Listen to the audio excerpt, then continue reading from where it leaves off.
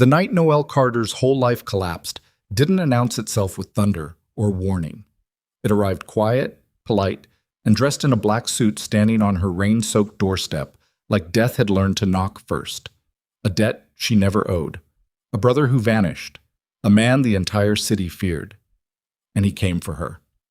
If you've ever loved someone so much you'd trade your own freedom to save them, this story is for you. Watch until the end. Hit that like button and drop a comment telling me what city you're watching from. I want to see how far this story travels. The rain had been coming down for 6 hours straight by the time Noelle heard the knock. Not a bang, not a fist hammering against the door the way debt collectors did when they came for the previous tenant 3 years ago, shaking the walls and screaming numbers. This was different. 3 clean knocks, evenly spaced, like someone who had all the time in the world and knew it, like someone who had never once been told no. Noelle was in the back of the shop when it happened. Clover and crumb pastry. Her shop, technically, though the bank owned more of it than she did and had been sending increasingly unfriendly letters about that fact. She had flour on her forearms up to the elbows and a tray of croissants in her hands that she'd been about to slide into the proofing rack for the morning's early bake. It was past 9. She shouldn't have still been there. The shop closed at 6. She stayed late because the apartment above it was too quiet, and the quiet these days had a specific shape. It was shaped like her brother. Marcus had been gone for 11 days. She set the tray down without thinking about it, stripped her apron off the hook, and moved through the dark front of the shop where the display cases stood empty, and the chairs had been flipped onto the tables. Through the glass door she could see headlights. Not one car, multiple, and the rain catching their beams in long silver lines. She unlocked the door. The man on the step was not what she expected. She didn't know exactly what she'd expected, but it wasn't someone who looked like that. He was lean, dark-haired, somewhere in his late 30s, wearing a black overcoat that hadn't been bought off any rack she'd ever seen. His face was the kind that would have been handsome in a completely normal context, and in this context was something else entirely. Something controlled to the point of erasure. He wasn't wet. Someone had been holding an umbrella over him, and the man doing it stood one step down and to the left. And Noelle registered him the way you register a door that might be locked, passively, as a potential obstacle. Behind him, parked in a staggered line along the curb of her small street, were 4 black vehicles. The engines were running. She couldn't count how many men were standing in the rain because she stopped counting at 8. "Ms. Carter," the man said. Not a question. He already knew who she was. Noelle's hand tightened on the doorframe. Her flour-dusted fingers left a white smear on the wood. "The shop is closed," she said, because her brain needed a second, and that was the sentence it produced. "I know." He didn't move. "My name is Damian Vescovi. I'd like to come inside." She knew the name. Everyone in the city knew the name. You didn't have to run in certain circles to know it. You just had to read a newspaper or know someone who did, or live within 10 miles of the Kellam waterfront, where 3 years ago a shipping foreman had been found in the harbor with his hands zip-tied behind his back and a very particular calling card tucked inside his jacket. The police investigation had gone nowhere, which everyone agreed was not a coincidence. Damian Vescovi ran the Vescovi family. He had run it since he was 29 years old after his father had died of a heart attack in circumstances that were disputed only by people who hadn't been paying attention. He was the reason the Kellam port moved certain cargo without customs oversight. He was the reason 3 city council members had voted against a federal oversight bill last spring. He was the reason Noelle understood in a flash of pure cold clarity that Marcus had been gone for 11 days. She should have shut the door. She didn't. "How many of them are coming in?" she asked. Her voice was steadier than she deserved. Damian glanced back, then returned his eyes to her. "Just me, and one." He meant the man with the umbrella. She stepped back. They came in. The door shut behind them, and the sound of it closing was the quietest catastrophe Noelle had ever experienced. She went behind the counter because it was something solid to put between herself and them, and she stood there with her hands flat on the glass top and watched Damian Vescovi look around her shop the way a man looks at a place he's already decided something about. He looked at the photographs on the wall. Her mother's recipes framed in pale wood, a picture of Noelle and Marcus at the grand opening 3 years ago. Marcus grinning with frosting on his chin. He looked at that photograph for a moment longer than the others. "Your brother is alive," Damien said. Noelle's breath went wrong. She pulled it back. "Where is he?" "Safe. For now." He turned to face her. "He owes my organization $2.3 million. She'd heard a number in her head, a bad number, something she'd been trying not to imagine. That number hadn't been anything like 2.3 million. The floor felt slightly different under her feet, less reliable. "Marcus doesn't have—" "No," Damien agreed. "He doesn't. Neither do you." He glanced around again, unhurriedly. "This shop generates maybe $40,000 a year if you're careful. You have one part-time employee, a lease that's above market rate, and a second mortgage you took out 18 months ago to cover equipment repairs." He said it without cruelty, which was somehow worse than if he'd said it with cruelty. It was just information, data he had collected. "There is no version of this where you pay what he owes." "Then why are you here?" She kept her voice flat, didn't let it shake. Her nails were pressing into the glass counter hard enough to mark it. "If you know I can't pay, I'm here because I have a proposal." He moved to one of the small cafe tables near the window, pulled out a chair, and sat down as if she'd invited him to. The man with the umbrella, younger, broad-shouldered, standing near the door with his hands folded in front of him, didn't move or speak. "Sit down, Ms. Carter." "I'm fine standing." Damien looked at her. Something in that look made the back of her neck prickle. It wasn't anger. It was something older and less readable than anger. "As you like," he said. "In 3 days, my organization will host what you could call a formal gathering. A number of people who matter in my world will be in attendance. For reasons I won't explain tonight, I need to arrive at that gathering as a married man." The shop was very quiet. Rain on the roof, the refrigeration unit cycling in the back. Noelle said nothing. "Your brother's debt disappears," Damien continued. "Completely. No collection, no consequences, no interest. He walks away clean. In exchange, you marry me. The marriage would be documented, legal, and conducted within the week." He paused. "You would live in my home. You would appear at certain events as my wife. You would conduct yourself accordingly. Beyond that, your daily life would be your own." Noelle stared at him. "You're serious," she said. "I don't make proposals I'm not serious about." "You came to my pastry shop." She stopped, breathed, started again. "You came here to ask me to marry you to clear a gambling debt. I came here to offer you the only path that ends with your brother still breathing." There it was, dressed up in calm language and reasonable tones, but that was the structure underneath it. Pay or your brother dies, but you can't pay, so here's another kind of payment. She understood it. She could see it for exactly what it was, and it didn't matter, because Marcus was 23 years old and had their mother's eyes and had made an enormous, stupid, catastrophic mistake, and he was still her brother. "I want to see him," she said. "Before I agree to anything, I want to see Marcus." Damien studied her for a moment. Then he reached into the inside pocket of his jacket, produced a phone, and turned the screen toward her. The video was 30 seconds long.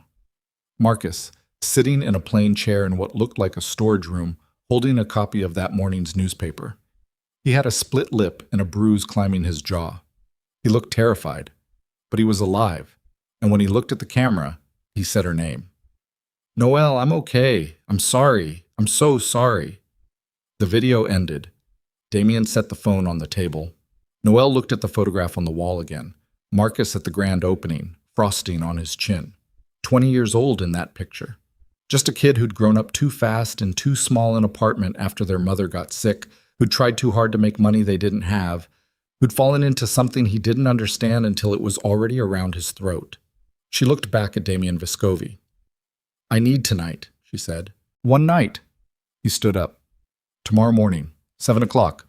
I'll send someone." He buttoned his jacket. "Don't try to leave the city, Ms. Carter. I'd find it discouraging." He walked out. The man with the umbrella followed. The door swung shut. Noelle stood in the empty shop for a long time, flowers still on her arms, rain still on the roof, and the taste of something metallic sitting in the back of her throat that she slowly understood was what it felt like when a door closed on every other version of your life. She didn't sleep. She sat at the small kitchen table above the shop, and she called Marcus's number 14 times, all voicemail, and she looked at their bank account online and confirmed what Damien Vescovi apparently already knew, which was that the number there was humiliating and could not save anyone. She found a pen and a piece of paper and she wrote things down, the way her mother had taught her to when she was overwhelmed. List what you know, list what you don't know, list what you can control.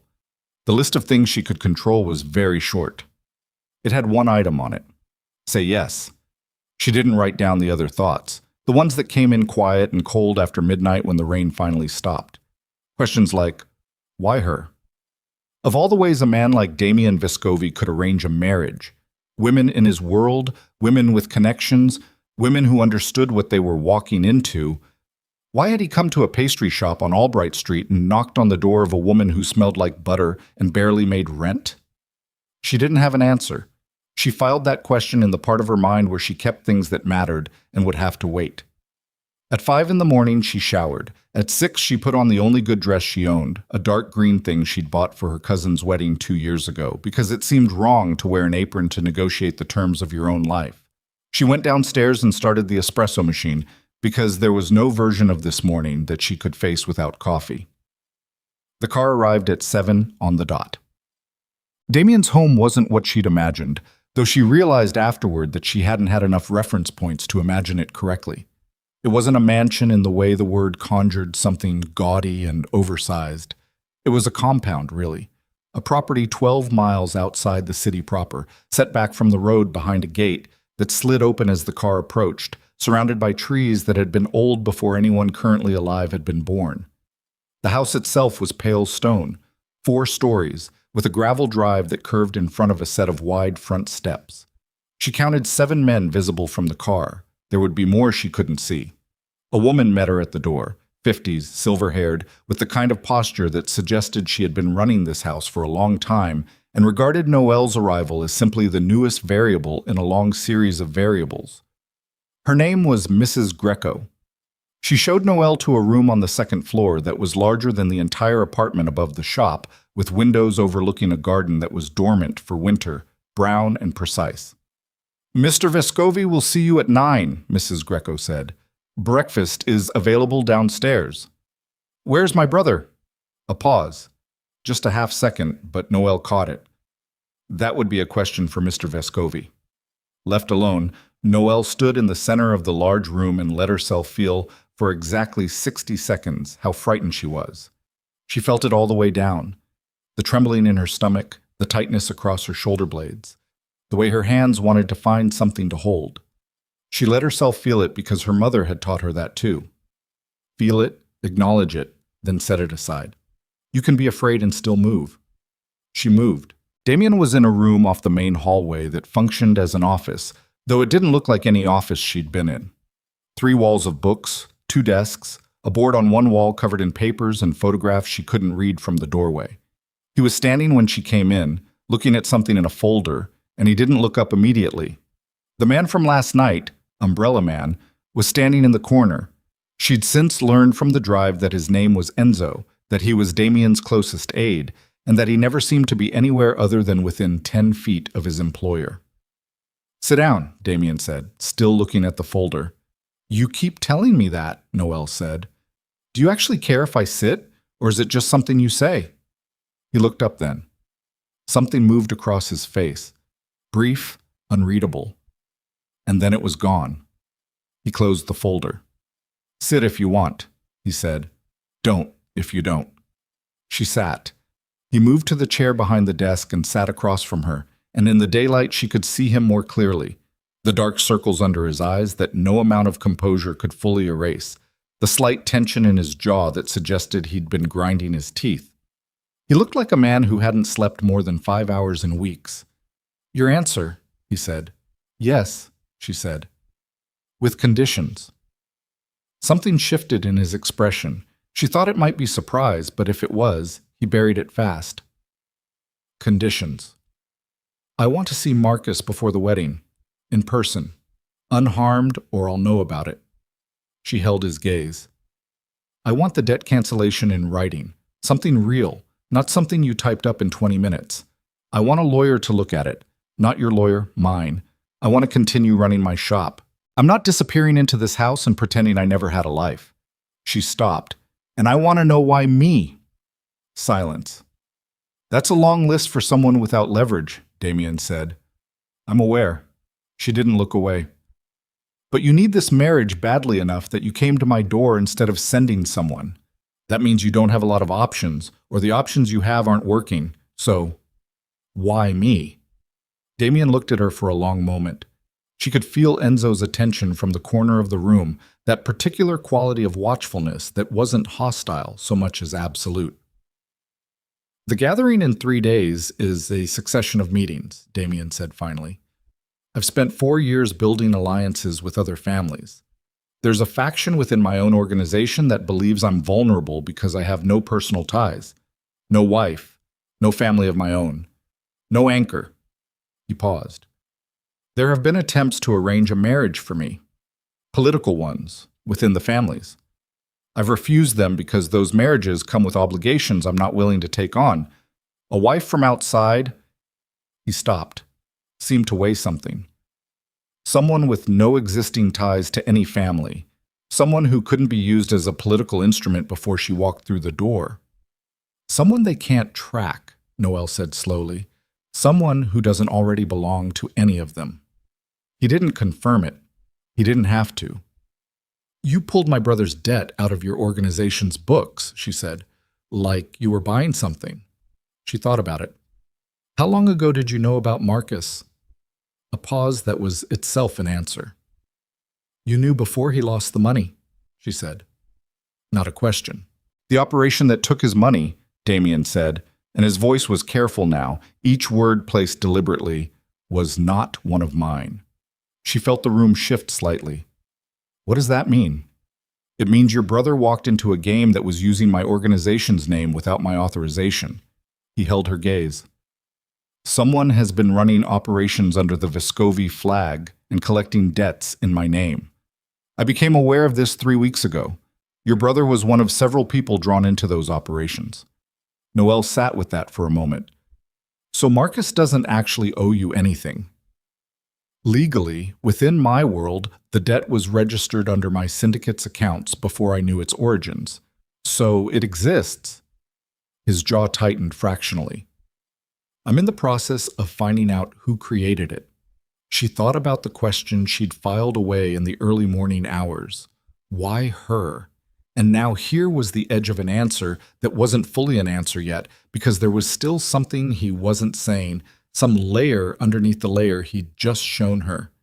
You said someone is running operations using your name, she said, and now you need to show up to this gathering as a married man to prove you're not vulnerable. She paused.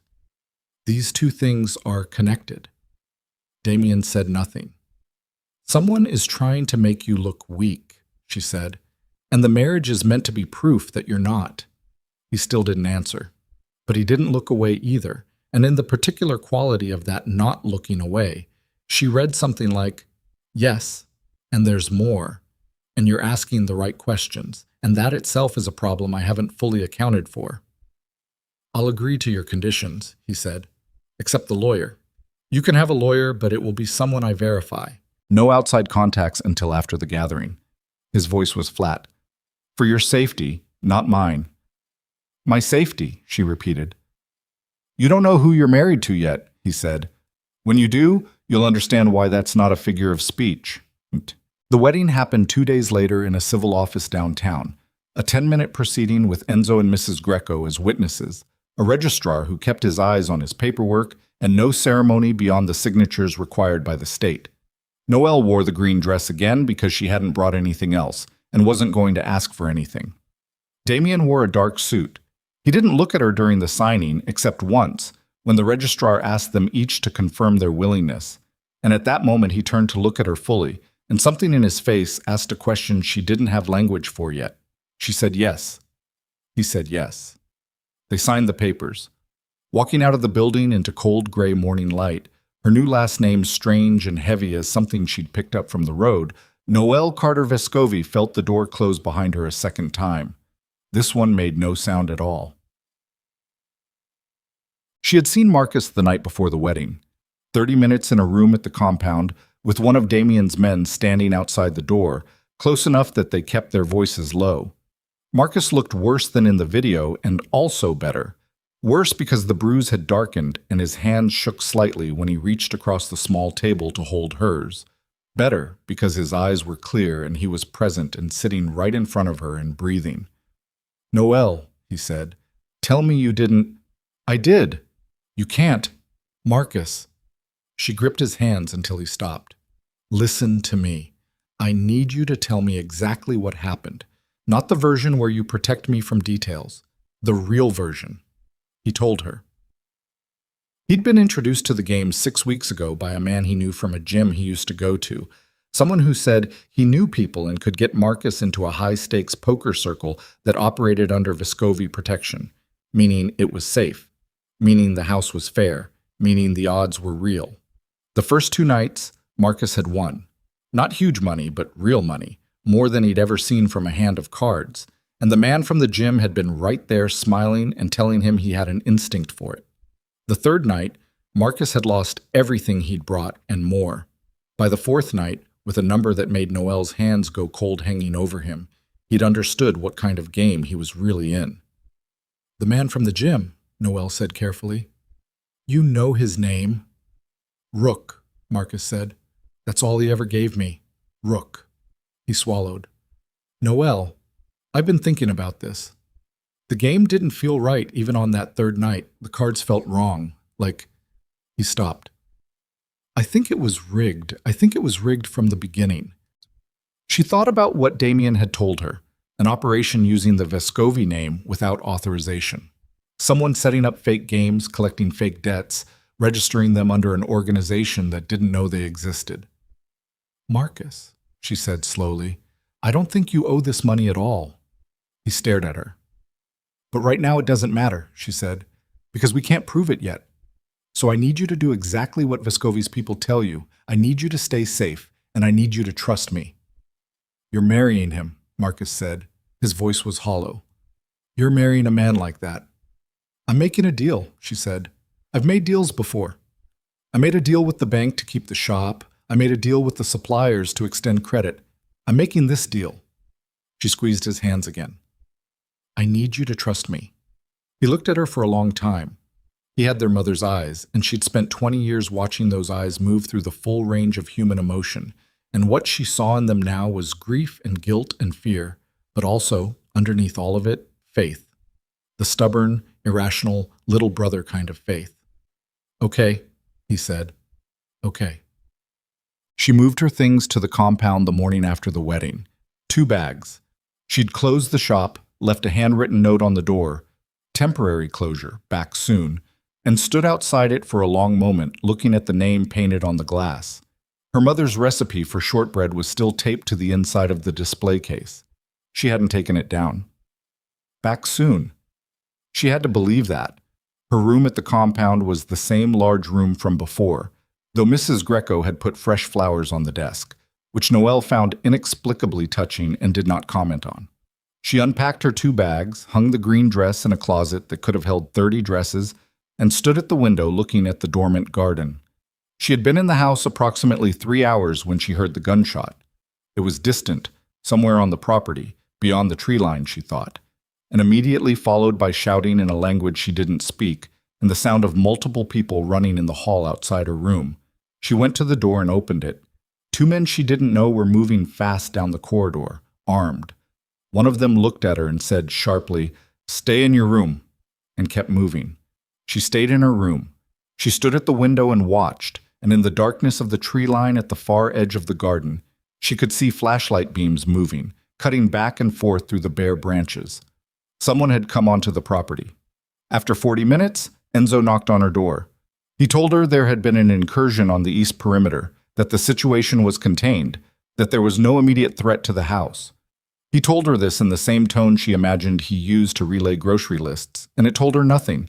"Was anyone hurt?" she said. "One of ours. Minor." He paused at the door. "Mr. Vescovi wanted you informed. He'll speak with you in the morning." He left.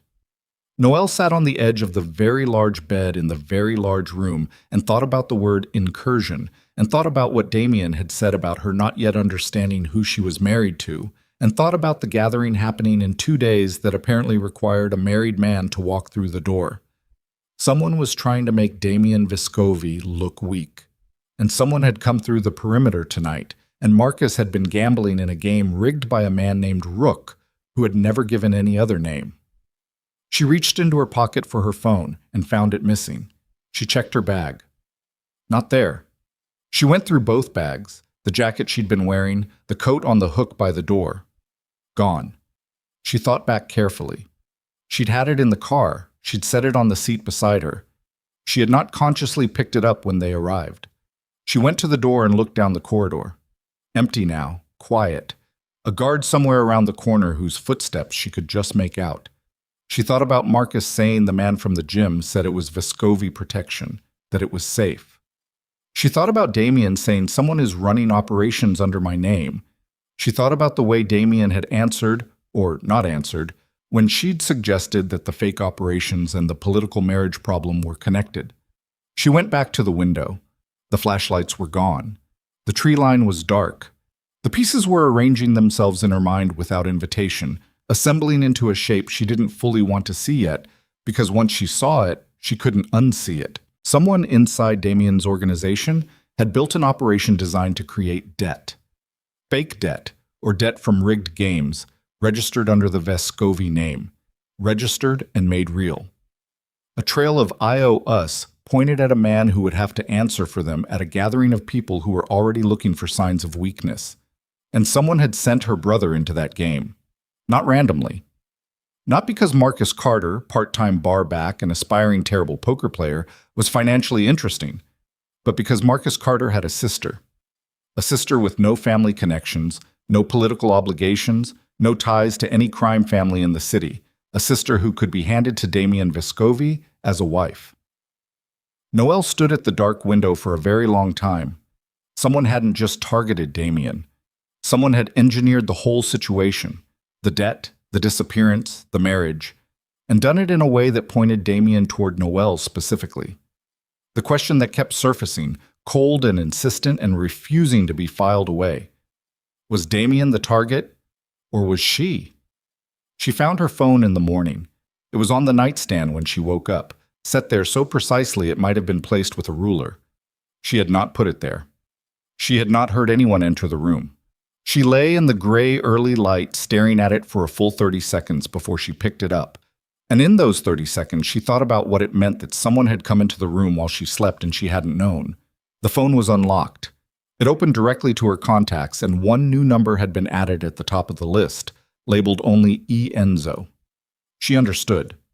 This was the number she was supposed to call if something happened. This was also a message about the phone itself, that it had been examined, that its contents were known, and that it was being returned to her not as an act of courtesy, but as a demonstration. She got up, she showered, she went downstairs. Damien was already at the table in the dining room with coffee and a newspaper that he wasn't reading. He looked up when she came in and looked back at the newspaper, which was its own kind of language. "Someone was in my room last night," she said. "She didn't sit. While I was sleeping. Your phone was left in the car." He turned a page. "It was returned. By someone who came into my room without knocking." "Yes."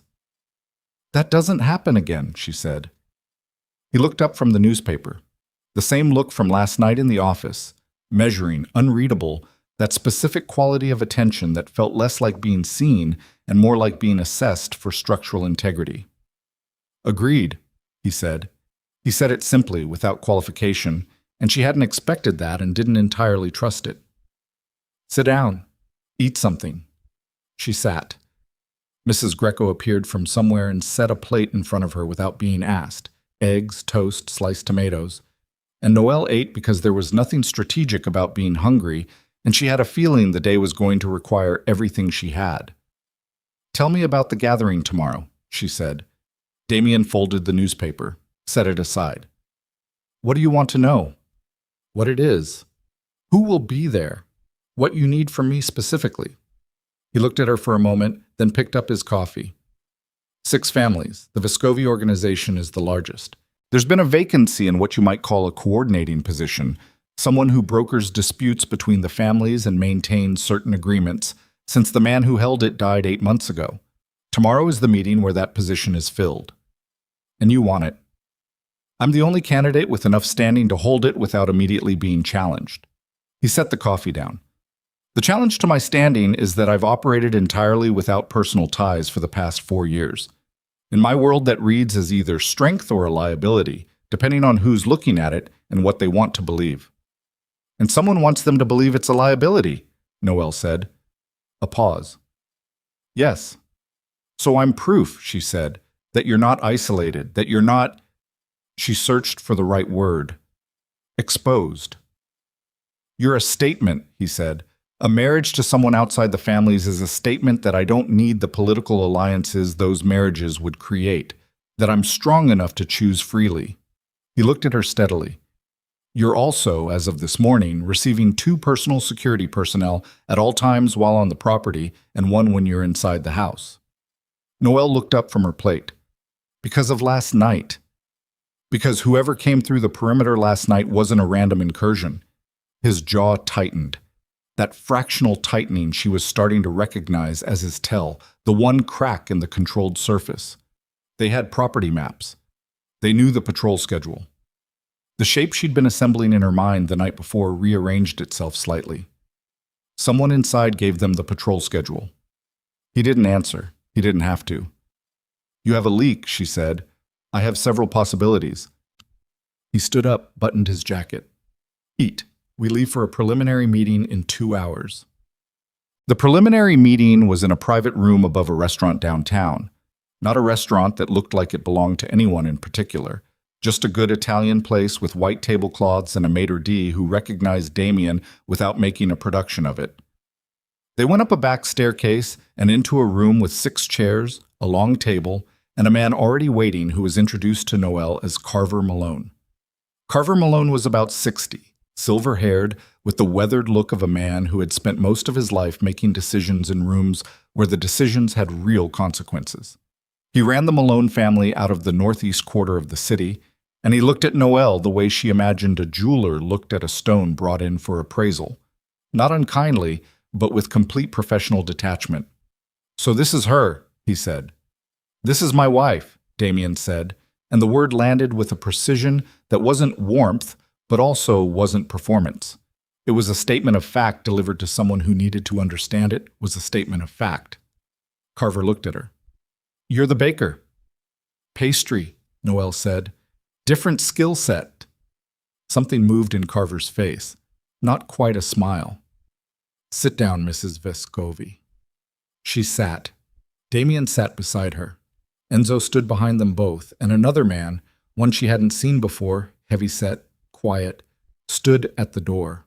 The room smelled like garlic and old wood, and the particular tension that accumulated in places where men came to discuss things they couldn't discuss anywhere else.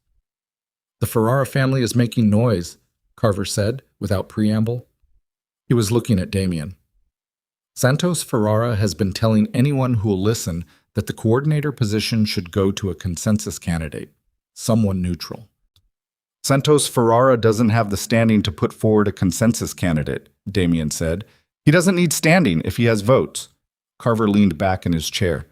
He's been meeting with the Rillo family for 3 weeks, and I have reason to believe he's made contact with your underboss. The room went very still. Noelle kept her face still. She looked at the table. She listened to the silence.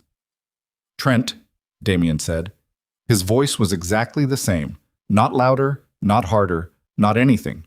Exactly the same, which was somehow worse than if it had changed. I don't have confirmation, Carver said. I have an indication. A reliable one. Damien was quiet for a moment, then, since when? My source says 6 weeks. Noelle thought, 6 weeks. 6 weeks ago was when Marcus had first been brought into the rigged game. She kept looking at the table. There's more, Carver said. He glanced at Noelle. The matter of the unauthorized accounts. The debts being registered under your name. I'm aware of it. 5 accounts? Total exposure if they were treated as legitimate is somewhere around 9 million. Carver's voice was level. They were designed to look legitimate. Whoever built them knew your accounting structures. Damien said nothing. Someone with access, Carver said. Someone inside. I know, Damien said. 2 words carrying nothing and everything. Carver looked at him for a long time. Then he looked at Noelle. How much does she know? Enough, Damien said. How much does she understand? Noelle looked up from the table. Carver was watching her with that appraiser's attention. I understand that someone built fake debt under your organization's name, she said. I understand that my brother was specifically brought into one of those fake operations. I understand that whoever did it knew your accounting structures and your patrol schedules. She held Carver's gaze. I understand that your underboss has been meeting with your competition for 6 weeks. And I understand that the timing of all of this, the debt, the meetings, the incursion last night, isn't coincidental. Carver studied her. Then he looked at Damien. She's quick. Yes, Damien said. That's a problem or an advantage depending on how tomorrow goes. Carver stood up. Watch Trent today. Don't let him know you're watching. And keep your wife close, Damien. Not for optics. He buttoned his jacket. Someone went to a lot of trouble to put her in that house. I'd like to know why before she stops being useful as a reason. He walked out. The door closed. Noelle looked at Damien. He thinks I was put here deliberately. He thinks it's possible. Do you? A long pause. Damien's eyes were on the door Carver had just walked through. I think it's possible that someone knew I would find your particular situation compelling, that I would make this particular offer. He paused. That I could be maneuvered. By your own compassion, she said slowly. He looked at her sharply. Someone knew you'd offer the marriage instead of collecting the debt, she said, because they know how you work. They know you well enough to predict you. She paused. That's Trent, isn't it? Your underboss knows you that well. Damien stood up. We should go. That's a yes, she said. Trent Castle was not what Noelle had expected. She'd built a mental image somewhere between the men she'd seen in the corridors of the compound, watchful, physical, wearing their purpose on their faces, and something more obviously menacing. What she got instead was a man of about 45, medium height, sandy-haired, going gray at the temples, with an open face and an easy manner that reminded her of a high school football coach. He looked like someone's father. He had a firm handshake and a warm smile, and when Damien introduced him to Noelle at the compound that afternoon, he said, We've been hoping he'd do something like this, and it sounded completely genuine. That was the problem. It sounded completely genuine. She watched him for the next 2 hours as the afternoon's business moved through the main hall, reports from various men, documents reviewed, decisions made in low voices over maps and photographs she wasn't shown. She watched Trent specifically, the way he moved around Damien, the way he laughed at the right moments and offered the right observations, and positioned himself in every room at the precise center of maximum usefulness. It was a performance. She could see it now that she was looking for it. Not a bad one. 20 years of practice, maybe more. But she'd spent 6 years running a small business that barely stayed alive, and in those 6 years she'd learned to read the difference between someone who genuinely gave a damn about what they were doing and someone who was performing giving a damn. Trent Castle was the second kind. She caught Enzo's eye across the room at one point, briefly, accidentally, and something in his expression told her that he had been watching her watch Trent, and that her conclusion had not surprised him. She pulled out her phone and typed a text to the number labeled E. How long have you known? Enzo didn't reach for his phone. He looked at a paper on the table in front of him and turned it slightly and didn't answer, which was its own answer. It was Trent who found her in the library at 7 that evening. She'd gone there after dinner. Damien had disappeared into his office with 2 men she didn't know, and the library was the only room in the house that felt like a place someone actually lived in rather than a place someone controlled. She was standing at the window with a book she wasn't reading when she heard the door. Trent stood in the doorway with 2 glasses of whiskey, and he looked at her with that warm, easy smile, and something in her stomach went cold and absolutely still. Mind if I join you? He said. It's not my house, she said. He came in. He set one of the glasses on the table near the window, not handed it to her, set it there, giving her the choice of whether to take it, and he stood on the other side of the window with his own glass and looked out at the dark garden. "How are you holding up?" he said. "Fine." "This is a lot," he said, "for someone from outside. It's a lot even for people who grew up in it." He took a drink. "Damien doesn't explain himself well. He never has. It's one of his—" He seemed to search for the word. "It's a characteristic." "He's explained what I need to know," she said. "Has he?" Trent looked at her. Not the appraiser's look like Carver's. Something different. Softer, more careful, like a man calibrating how much pressure to apply to something fragile.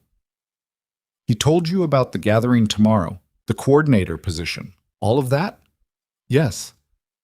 "Did he tell you that 3 of the 6 families have already made informal commitments to support him?" Trent swirled his glass. "Or that one of those commitments was retracted 2 days ago?" She looked at him.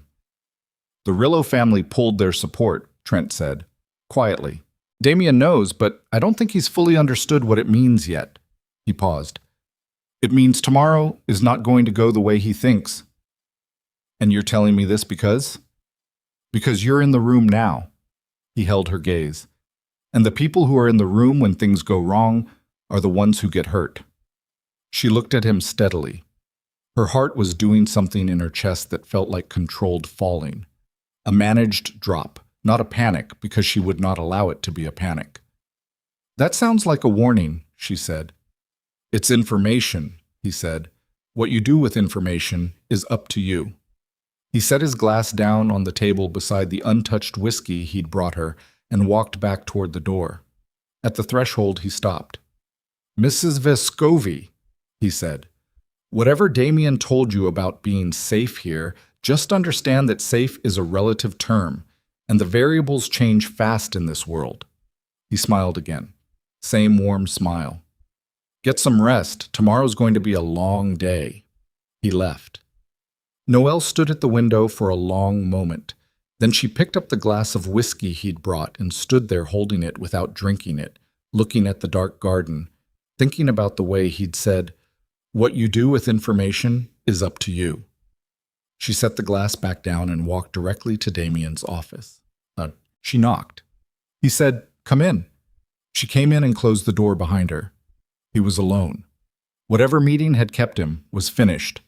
He was standing at the board on the wall, the one covered in papers and photographs, and he was doing something she hadn't seen him do before, which was looking at it with the specific quality of a man who isn't seeing solutions. "Trent just came to find me in the library," she said. "He brought me a drink I didn't ask for and told me that the Rillo family pulled their support and that tomorrow isn't going to go the way you think." Damien turned from the board, slowly. "He said the variables change fast in this world," she continued. "He said safe is a relative term. He said I should get some rest." She crossed her arms. "He was warning me, or threatening me. I couldn't entirely tell which." Damien was looking at her with that total attention again, but it was different now. Less assessment, more something she didn't have a name for. "He came to you directly." "Yes." "Why would he—" He stopped. His jaw tightened. He turned back to the board and looked at it for a moment, and then he reached up and moved one of the photographs, shifted it from one cluster of papers to another. And something in his posture changed. A small, terrible change. Like a man recalculating a structure and realizing it won't hold. "He wanted to know what you'd do," he said, half to himself, "if he gave you a reason to walk away." "Or he wanted me to tell you," Noelle said, "so you'd know he's not afraid of being suspected." Damien looked at her. "He came to me specifically," she said, "not to someone else in the house, to the new wife who doesn't know how any of this works. And he told me something you already know about the Rillo family, dressed up as a secret." She held his gaze. "He knew I'd come straight to you. He wanted you to know that he's the one who told me, that he's close enough to reach me, that he can reach me whenever he wants." The room was very quiet. "He's demonstrating access," Damien said. "Yes, to my house, to my wife." He said the last 2 words with no particular emphasis, which somehow made them heavier. He turned back to the board and stood there for a moment that felt longer than it was. Then, "You understand what this means? That you can't move against him tonight," Noelle said. "Because if you move against him before the gathering and something goes wrong, you walk into that room without an underboss and with an internal conflict that everyone will hear about. That looks worse than whatever he's planning." Damien looked at her. "But you also can't take him into that room tomorrow," she said, "because if he's already flipped to Ferrara's side, he'll use the gathering to expose whatever those fake accounts are really about. He'll make the debt look legitimate. He'll make it look like yours." She paused. "And once that's in front of 6 crime families, it doesn't matter what you say afterward." Damien was still looking at her. She couldn't read what was in it, but it was intense and uncomfortable, and she met it anyway. "You have tonight to find proof," she said. "Real proof. Something that works in that room tomorrow. Something that can't be argued with." "The accounts," he said slowly. "If I can show the account structures, the way they were built, to someone who understands them, who can confirm they were created from inside using access only Trent had. Do you have that? I have part of it. My financial people have been building the picture for 2 weeks." He paused. "There's a set of transactions that trace back to a specific internal access code, Trent's code. But the transactions were routed through 3 separate accounts, and the final connection hasn't been confirmed. How long to confirm it?" "My finance man said he needed another 48 hours. "You have 14, she said. "Call him, tonight. Tell him 14 hours. Damien looked at her for another moment. Then he moved to his desk and picked up his phone. She turned to leave. "Noelle," he said. She stopped. He almost never used her name. "Why are you doing this?" he said. "You could have taken what Trent said and decided tomorrow was the right time to disappear." She turned around. He was still by the desk, phone in hand, and he looked in that moment like something she hadn't expected from him. Not invulnerable. Not the closed, controlled surface she'd been reading since he appeared on her doorstep. Just a man who was tired and in more trouble than he'd expected, and genuinely asking. "Marcus is still in this house," she said. "That's the first reason." She paused. "The second reason is that someone used my brother to manufacture this situation, and I would like very much to be in the room when that person gets identified." She held his gaze.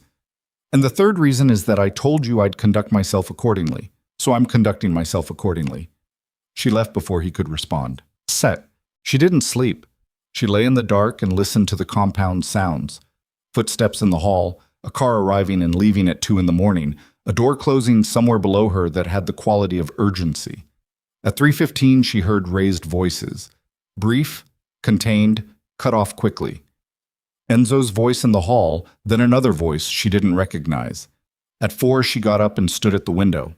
The garden was dark, and the trees beyond were dark, and she stood there thinking about Trent Castle's easy smile and the whiskey she hadn't drunk, and the way Damien had looked when he called his finance man, the particular set of his shoulders that told her he wasn't certain and was performing certainty because the performance was necessary. At 5:30, there was a knock at her door. She said, "Come in, Enzo." He looked like a man who had not slept. "Mr. Vescovi asks if you're prepared to leave by 7. "Yes." She paused. "Did they find what they needed? The financial connection?" Enzo looked at her for a moment. "Partially." "Partially," she repeated. "What does partially mean for today?" "It means Mr. Vescovi has enough to raise a credible question. It may not be enough to prove it." "What's the difference in that room?" "The difference," Enzo said, "is that raising a question can be argued with. Proof cannot." He paused at the door. "Breakfast is downstairs." He left. Noelle stood in the gray morning. She thought about what Carver Malone had said. Someone went to a lot of trouble to put her in that house. I'd like to know why before she stops being useful as a reason. She thought about Marcus in his room somewhere below her, his shaking hands, his split lip. I think it was rigged from the beginning. She thought about the name he'd given her, Rook, the man from the gym, the one who'd brought him into the game and smiled while Marcus lost everything. And she thought about something she'd noticed the day before that she hadn't had time to think about fully, a small thing. The kind of small thing that sat at the edge of your vision and waited for you to be still enough to look at it directly. She'd seen a photograph on Trent Castle's desk. Not the board in Damien's office, Trent's desk, in the room where he'd been going through the afternoon's reports. Just a photograph in a plain frame, slightly turned away. The way you turned something away when you didn't want it. Looked at directly, but also didn't want to put it face down because that looked deliberate. In the photograph, and she'd only seen it for a second, only caught it from an angle. There had been two men. One of them was younger Trent, maybe 15 years ago, and the other one she hadn't been able to place in the moment. She placed him now. The man from the photograph was Santos Ferrara. Not the Santos Ferrara who ran the Ferrara family now, Saad. His father. Santos Ferrara Sr., who had died 6 years ago under circumstances that were apparently not as thoroughly documented as his son's rise to power. She'd seen that face in a news article she'd read at 3 in the morning when she couldn't sleep during Marcus's 11 days of disappearance, going down the rabbit hole of crime family histories the way you did when your brother was missing and research felt like action. Trent Castle and Santos Ferrara Sr. in a photograph on Trent's desk, which meant this wasn't 6 weeks old. This wasn't even 6 years old.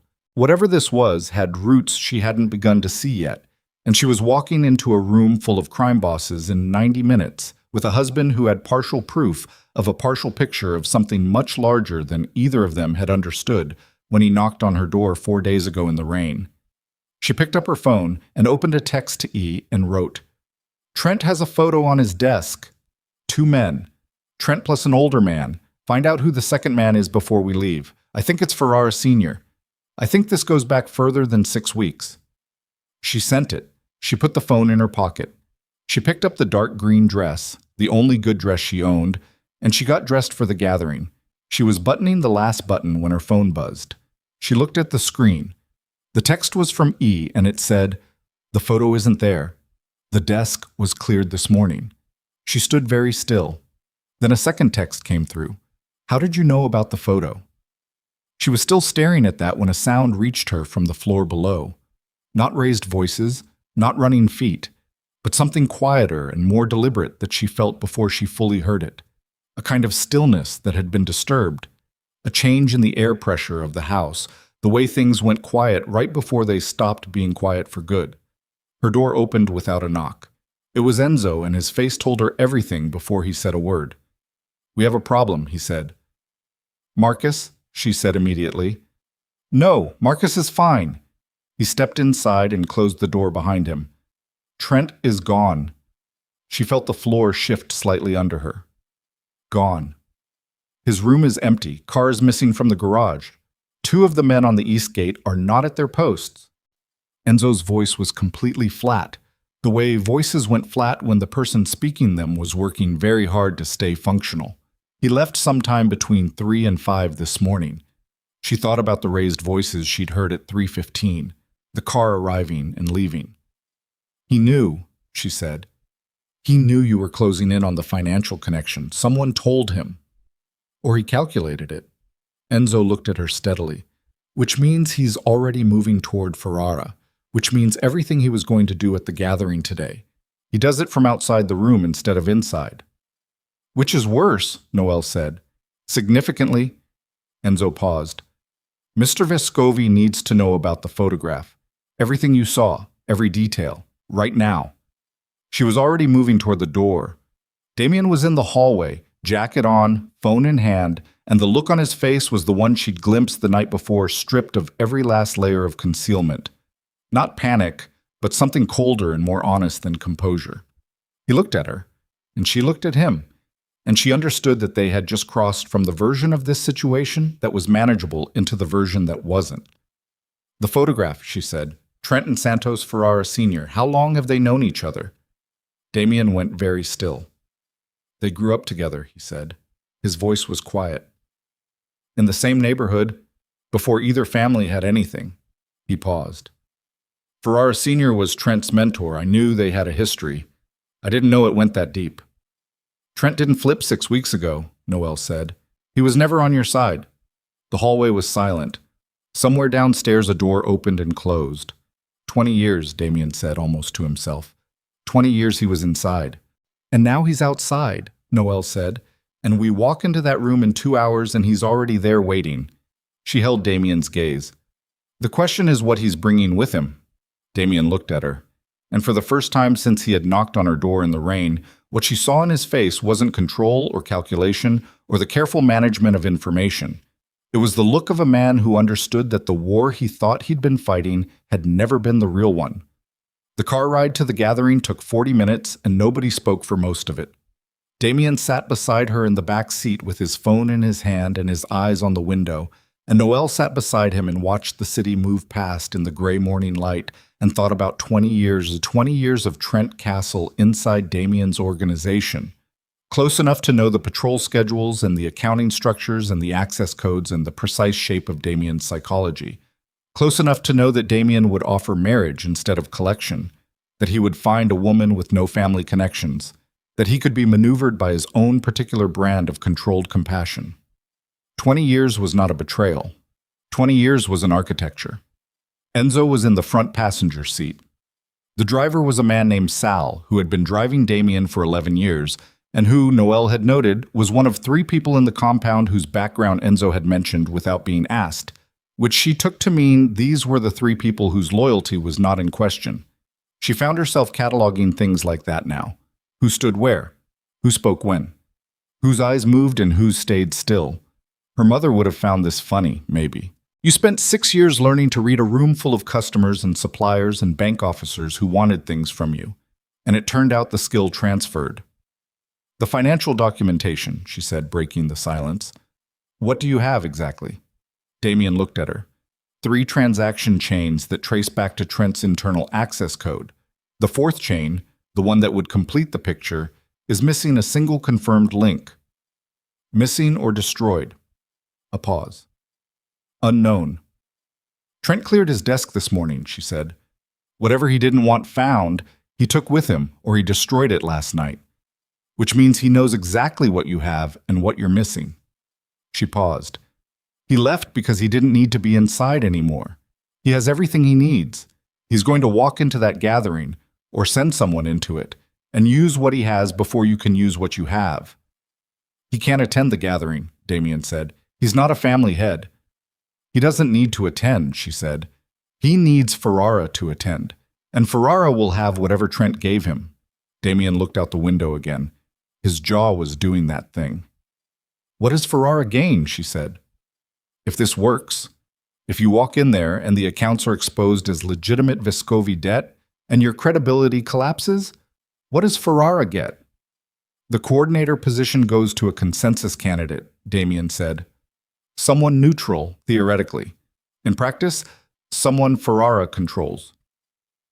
And Trent? A position in the Ferrara organization. Significant one. He paused. And 20 years of Vescovi intelligence. Everything he knows about our operations, our contacts, our financial structures. Noelle looked at the city moving past. He's not just taking a position. He's delivering an entire organization to Ferrara on a plate. She turned to look at Damien directly. You understand that surviving today isn't enough. Even if today goes perfectly, Trent is out there with 20 years of your internal knowledge. One problem at a time, Damien said quietly. No, she said. Both problems at the same time. Because they're the same problem. He looked at her. Whatever Trent is bringing to Ferrara today is the same thing that clears the fake accounts, she said. If we can get to it, the original documentation of how those accounts were built, the access logs, whatever he used to construct the debt, it proves the accounts were fabricated, and it proves Trent built them. Same evidence, same source. She held his gaze. Where would he keep something like that? What? The gathering was held in a building in the financial district that looked from the outside like an architectural firm. Clean lines, glass and stone. A lobby with a receptionist who clearly understood her role was decorative. They went up to the 14th floor in an elevator that required a card Enzo produced without ceremony. And the room they entered was large and windowless and smelled like expensive air filtration and the specific kind of tension that gathered when powerful people were required to be in the same space. 5 families were already represented when they arrived. Carver Malone was there, standing near the far wall with a coffee he wasn't drinking, and he looked at Noelle when she came in with an expression she read as, "Things have changed since yesterday." And I can see from your face that you know it. Santos Ferrara Jr. was there, 50s, dark-suited, with his father's broad face and a smile that didn't reach anywhere near his eyes. He looked at Damien when they entered and held the look a beat too long, and what was in it wasn't hostility. It was anticipation. That was worse. There were 6 chairs around a central table. Damien took his. Noelle sat beside him, slightly back. Not at the table, present, but peripheral, which was where she was supposed to be. A wife in attendance, not a participant. She folded her hands in her lap and she watched the room and she listened. The formal portion began. A man named Aldrich, who functioned as a kind of neutral facilitator for these gatherings, ran the proceedings with the practiced efficiency of someone who had done this many times and had long since stopped being impressed by any of it. He covered procedural matters, confirmed the families in attendance, established the purpose of the gathering, the coordinator, nomination, and vote. Damien presented his case for the position. He was good at it, controlled, specific, citing actual outcomes and actual numbers in the kind of language that people who cared about power found compelling. Noelle watched the other family heads as he spoke. Carver was with him. She could read it in the stillness of his attention. 2 others were unreadable. One, a woman named Voss who ran a family out of the Western District, was clearly skeptical in a way that was professional rather than hostile. And Ferrara was smiling. He'd been smiling since they arrived. Not broadly, just that small, anticipatory curve that said, "I know something you don't know yet, and I'm enjoying the seconds before you find out." It came 20 minutes in. Aldrich had opened the floor for questions when Ferrara leaned forward and said pleasantly, "Before we vote, I think there's a matter of organizational integrity that the room should be aware of." Damien's hands, on the table in front of him, were perfectly still. Ferrara produced a folder. He passed it to Aldrich, who opened it with the neutral expression of a man who had agreed to receive documents without previewing them and was now previewing them and doing a professional job of not reacting. $9 million in unauthorized debt, Ferrara said, registered under Vescovi, accounts over the past 8 months. I have the transaction records, the account structures, and the access logs. He paused. All of which confirmed Damien Vescovi's personal authorization codes. The room shifted. Not loudly. This was not a room that shifted loudly. But Noelle felt it. The change in the air, the way attention reorganized itself. Those accounts were fabricated, Damien said. His voice was level. I have documentation in progress that proves the access codes were used by a member of my organization without my knowledge or authorization. In progress, Ferrara said pleasantly. The documentation will be complete within... I have the access logs, Ferrara said again. Complete ones, including the log that shows which terminal the transactions originated from. He paused. Your personal terminal, Damien, in your office, on 3 separate occasions when, according to your own security records, you were the only person with access to that office. Silence. Noelle's hands were very still in her lap. She thought, his personal terminal, 3 separate occasions, his own security records placing him there. She thought, Trent had access to the compound's security records. Trent managed the patrol schedules and the access logs. Trent could have constructed a security record that showed whatever he needed it to show, placed whoever he needed in whatever location at whatever time.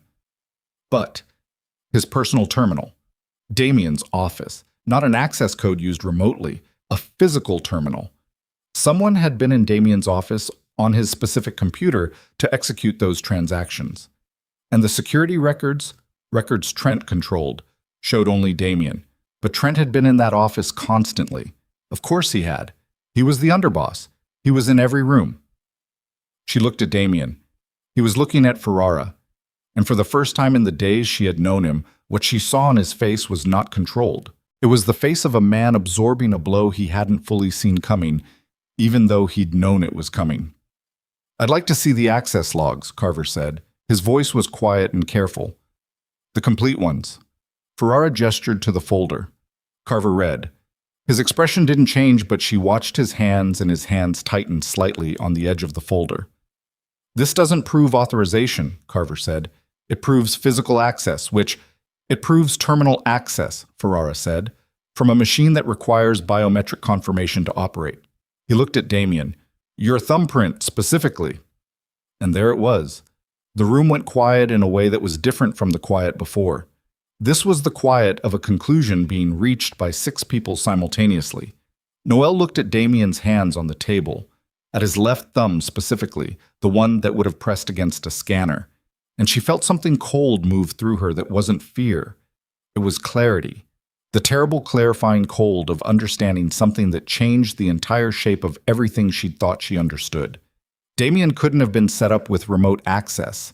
You couldn't fake a thumbprint. You couldn't construct a biometric log from outside a terminal, which meant either the documentation was itself fabricated at a level of sophistication she hadn't imagined, or someone had physically used Damien's hand, or Damien had done it. She sat very still in her chair with her hands folded in her lap, and she did not look at him. And she thought about 4 days ago, a rainy evening, a man who arrived on her doorstep and offered her a deal she couldn't refuse, and she thought about the question she'd asked him, why me? And the answer he'd given. And she thought about how good the answer had been, how complete, how it had explained everything and left her feeling like she'd been led inside the real picture. She'd been led inside a picture. Her brother. Her brother had been brought into a rigged game 8 weeks ago. Damien had told her he became aware of the unauthorized accounts 3 weeks ago. But Carver had said Trent had been meeting with Ferrara for 6 weeks. And if Trent had been running the fake operations, he would have needed Damien's terminal, Damien's thumbprint. When did Trent have access to Damien's hand? Every day. For 20 years. Including any morning, any meeting, any moment when a man trusted his underboss enough to share a workspace, to use a terminal in another's presence, to fall asleep in a chair during a late night in the office, because that happened. That was the kind of trust 20 years built. A lifted print. A fabricated biometric record. It was possible. Technically difficult and financially expensive, but possible. And Trent had had access to Vescovi resources for 20 years, which meant he'd had access to the kind of expertise that could do technically difficult and financially expensive things. She let herself breathe. She let herself come back to the room. And that was when she saw Marcus. He was standing in the doorway at the far end of the room, a doorway she hadn't noticed before, a service entrance, half open. And he was standing there in the same clothes he'd been wearing when she'd seen him 2 nights ago. And his face was wrong, and there was a man behind him with a hand on his shoulder. The man behind Marcus was Trent Castle. Trent looked across the room at Damien, and his warm, easy smile was completely gone. And what was underneath it was something she should have seen from the beginning, something that had been there the whole time behind every warm, easy performance of loyalty. Not hatred, exactly, but the cold, purposeful satisfaction of a man who has waited a very long time for a specific moment and is now inside it. I thought this conversation needed a witness, Trent said. His voice carried in the room with no effort. Someone who can speak to the origins of the debt. He moved Marcus forward, one hand on his shoulder, and Marcus's eyes found Noelle's across the room, and in them she read, I'm sorry. I'm sorry. I'm so sorry. Mr. Carter has some information that's relevant to this gathering. Don't, Noelle said. She was on her feet without having decided to stand. Miss Carter. Trent looked at her. Mrs. Vescovi, I want to be clear. Your brother isn't going to be harmed. He's here because he deserves to know the truth, same as you. He looked at the room. The debt Marcus Carter owes isn't fabricated. The game he played in was real. The money he lost was real. He paused.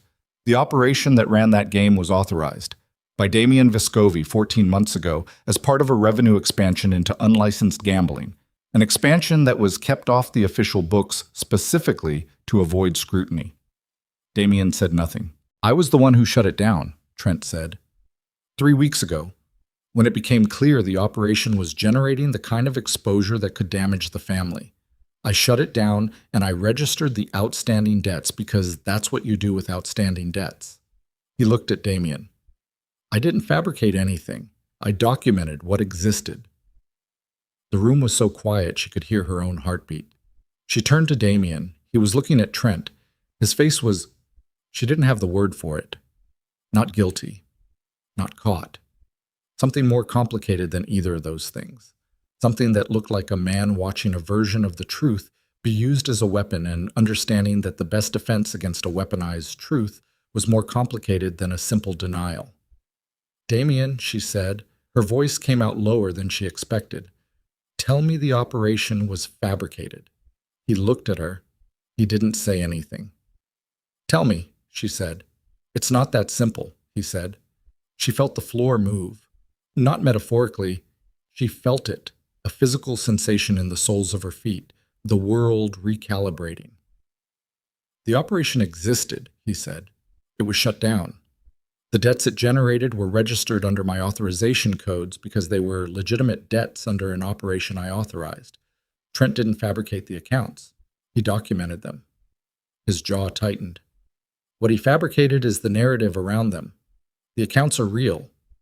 What he's omitting is that the games were rigged, not by my authorization, but by his own people inside the operation, skimming profits and manufacturing larger losses than the players actually incurred." "You're saying the operation was real, but the individual debts were inflated," Carver said carefully. "I'm saying Marcus Carter lost money in a real game, but not $2.3 million, Damien said. "The number was manufactured. The debt was real and then made larger by people inside the operation who Trent controlled." "That's a difficult distinction to prove," Ferrara said. "Everything in this room is difficult to prove," Damien said sharply, and it was the first time she'd heard his voice carry heat. "That's the architecture of what's been built here. Real foundations with fabricated structures on top, designed to be indistinguishable." Noelle looked at her brother. Marcus was staring at Damien with an expression that had moved past fear into something raw and exhausted and very young. "The man who brought me into the game," Marcus said. His voice was quiet. "Rook. He was Trent's." Trent didn't move, didn't flinch, just watched Marcus with that same removed attention. "He told me it was Vescovi protection," Marcus said. "That the game was safe. That the house was fair." His hands were shaking again, the same fine tremor she'd seen 2 nights ago. "He was there every night. He was the one who kept track of what I owed. He was the one who told me the debt had been registered." He looked at the room. "I never spoke to anyone from the Vescovi organization directly. Only to Rook. Only to Trent's man." "That's a young man's account of events," Ferrara said, dismissing it. "It's a witness account," Carver said, and his voice had an edge now. "Which is more than you've offered, Santos. I've offered documentation. Documentation assembled by a man who just walked in through a service entrance with someone else's brother as a prop." Carver set the folder down on the table. "I have some questions about the chain of custody on these records." The room fractured into voices. Not loud, but multiple, and in that moment of fractured attention, Noelle moved. She crossed the room in 12 steps and reached Marcus and put her hand on his arm and put herself between him and Trent, and she looked at Trent directly for the first time since he'd appeared in the doorway. Up close, without the library and the whiskey and the warm, easy performance, he looked different, older, something in his face that wasn't the calculation she'd expected, but something more like exhaustion, like a man who had been maintaining a structure for so long that maintaining it had become the only thing he was. "You've been with him 20 years, she said, low enough that only he could hear it over the room's noise. 22, Trent said. "And you built all of this. I documented what existed. You rigged the games, your people inflated the debts, you used Marcus to get me into that house." She kept her voice flat. "You needed a wife for him who had no family connections, but you needed to be the one who provided her, so that you controlled the variable." Trent looked at her, and what she saw in his eyes in that moment was the first fully honest thing she'd seen from him. He was going to lose the coordinator position, Trent said, and when he lost it, everything he'd built for 20 years was going to be picked apart by 6 families who'd been waiting for exactly that moment. "I needed leverage. I needed the position filled by someone I had a relationship with, and I needed Damien walking into this room today in a condition where negotiation was possible." He paused. "The marriage was leverage. Leverage I controlled." You put me in that house so you could threaten me, she said, so that when today came, Damien would negotiate instead of fight because his wife was within reach. Trent said nothing. Where is Rook? She said. A pause. Not relevant. He's the connection, she said. He's the person who can confirm the games were rigged by your people, not Vescovi's authorization. He's the person who can put your name on the inflated debts instead of Damien's. She held his gaze. You're not here to destroy Damien. You're here to force a negotiation, the coordinator position, divided influence. You get something for yourself in the new structure. She paused. And Rook is the piece you're holding back, in case Damien refuses to negotiate. Trent looked at her for a long moment. You're smarter than I planned for, he said, and there was something in the way he said it that was almost like regret. Nobody ever plans for the baker, she said. She turned away from him, back toward the room, toward the table, toward Damien, who was watching her from across the space with that absolute attention. And she understood in that moment what she was being asked to do without being asked, what the situation required from the one person in the room who was not a family head, not an underboss, not anyone's ally or enemy by existing connection.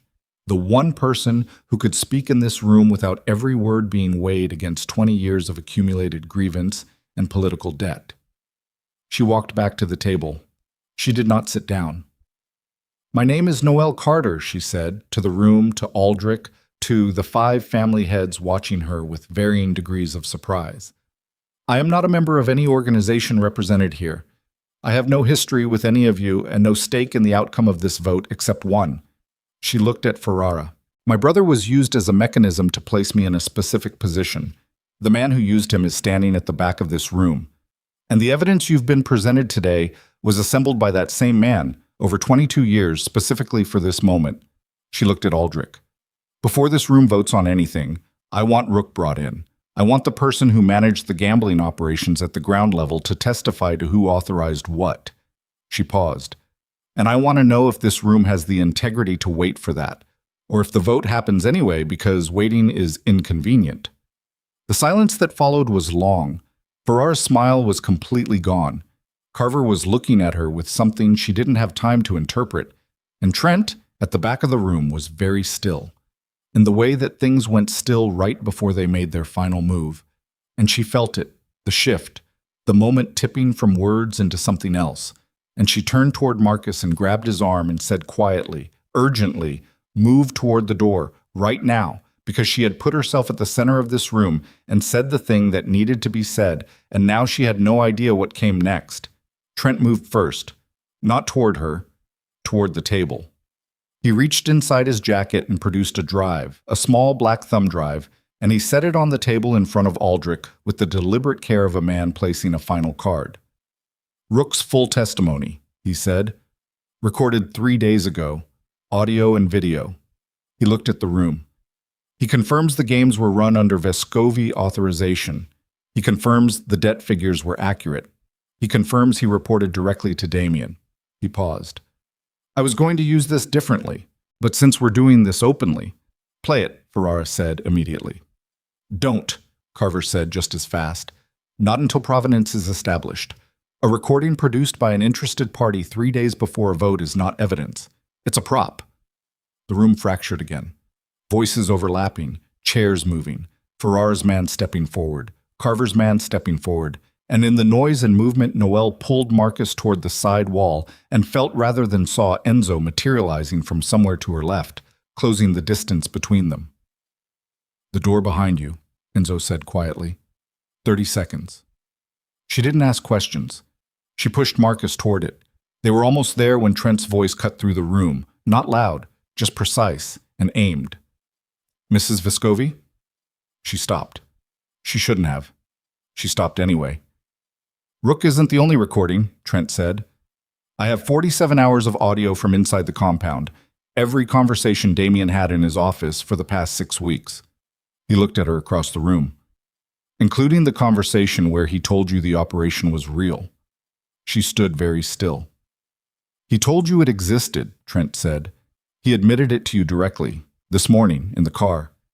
His voice was almost gentle. And you married him anyway, which means you're not a victim of this. You're a participant. She felt the room turn toward her, all of it, every eye.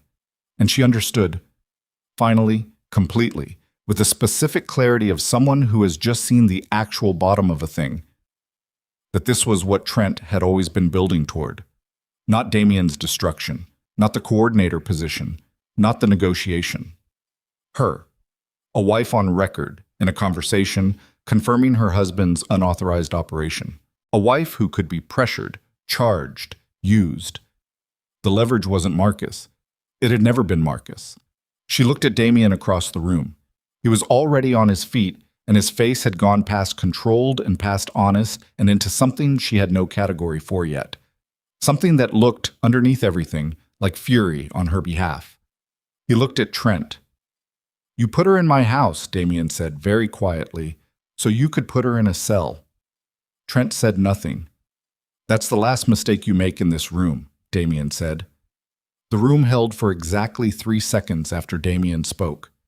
Then it came apart, not explosively. This was not a room where things came apart explosively. These were not men who shouted and overturned furniture. The violence in rooms like this was quieter and more organized than that. But the structure of the gathering, the procedural formality that Aldrich had been maintaining with the careful attention of a man conducting surgery, collapsed in the space of those 3 seconds as every person in the room made a simultaneous calculation about which direction danger was coming from and how close they were to a wall. Ferrara's 2 men moved toward the table. Carver's man moved toward Carver.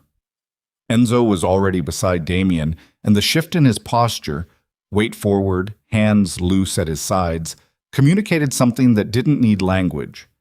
The 2 men Damien had brought who had been standing at the room's perimeter converged without instruction. Trent didn't move. He stood where he was, with his hands at his sides, and watched Damien cross the room toward him. And his face was the face of a man who had planned for this exact moment, and was now inside it, and finding it was exactly what he'd expected. That was the thing about Trent Castle. Noelle understood watching him. He was never surprised. He had removed surprise from his life 22 years ago, when he decided what he was going to do and started doing it. And every day since had been an execution of a plan. And men who had been executing plans for 22 years did not get surprised by the moment the plan reached its end. "You're going to threaten me," Trent said, as Damien stopped 3 feet in front of him. His voice was completely level. "And I'm going to tell you that the recording is already distributed. 3 separate locations. If I don't make contact in the next 4 hours, it goes to the Federal Organized Crime Task Force, all 47 hours. He paused. "So whatever you're about to say, factor that in first." Damien looked at him, just looked at him, for a long moment, and what was in that look was something that had been building for 22 years on one side and was only 4 days old on the other, and the asymmetry of it was its own kind of violence. "The recording from this morning," Damien said, "the conversation in the car. You said I admitted the operation was real." His voice was quiet. "Play it." Trent's eyes moved. A fractional shift. The first unplanned movement she'd seen from him. "Play it," Damien said again. "The drive contains—" "Not the drive. You said you have 47 hours of audio. If this morning's conversation is in there, play it right now, in front of this room." Silence. Noelle understood before Trent answered. She could see it in the specific quality of his stillness, the half-second calculation behind his eyes. "You don't have it," she said from across the room. Every head turned toward her. "You have recordings from inside the compound, but this morning we were in a car, a moving car, 12 miles from the compound, for 40 minutes. She kept her voice even. "You didn't have coverage in that car. You were already gone by then." Trent looked at her. "You heard what I said in the library last night," she said. "The room had coverage, so you knew I was going to tell Damien about you. You knew you had to move. You left between 3 and 5 in the morning, and you took everything you could carry, but you didn't have time to set up mobile coverage on a car you didn't know we'd be taking." She paused. "You're bluffing. The car conversation doesn't exist." The room was very still. Ferrara looked at Trent. Something shifted in Ferrara's face that wasn't good for Trent. 47 hours, Carver said slowly. "From inside the compound. What exactly is in 47 hours of Vescovi internal audio, Trent? Because if that recording goes to a federal task force, he stopped. Let the implication settle. That's not just Damien's exposure. That's every conversation Damien had with anyone, including conversations with people in this room. The calculation in the room shifted completely. It shifted fast and it shifted hard, and Noelle watched it happen across 6 faces. The moment when the assembled heads of 5 crime families simultaneously understood that the weapon Trent Castle had built and pointed at Damien Vescovi was pointed at all of them, and that the man holding it had spent 22 years inside the organization, most likely to have documented relationships with every other organization in this city. "Who else is on the recording?" Voss asked. Her voice was precise and cold and aimed at Trent like something sharp. "Irrelevant," Trent said, but his voice had changed, just slightly, just enough. "Who else?" Voss said again. Trent looked at the room, and for the first time in the days Noelle had been watching him perform the role of a man in complete control, she saw the performance strain. Not break, not yet, but strain.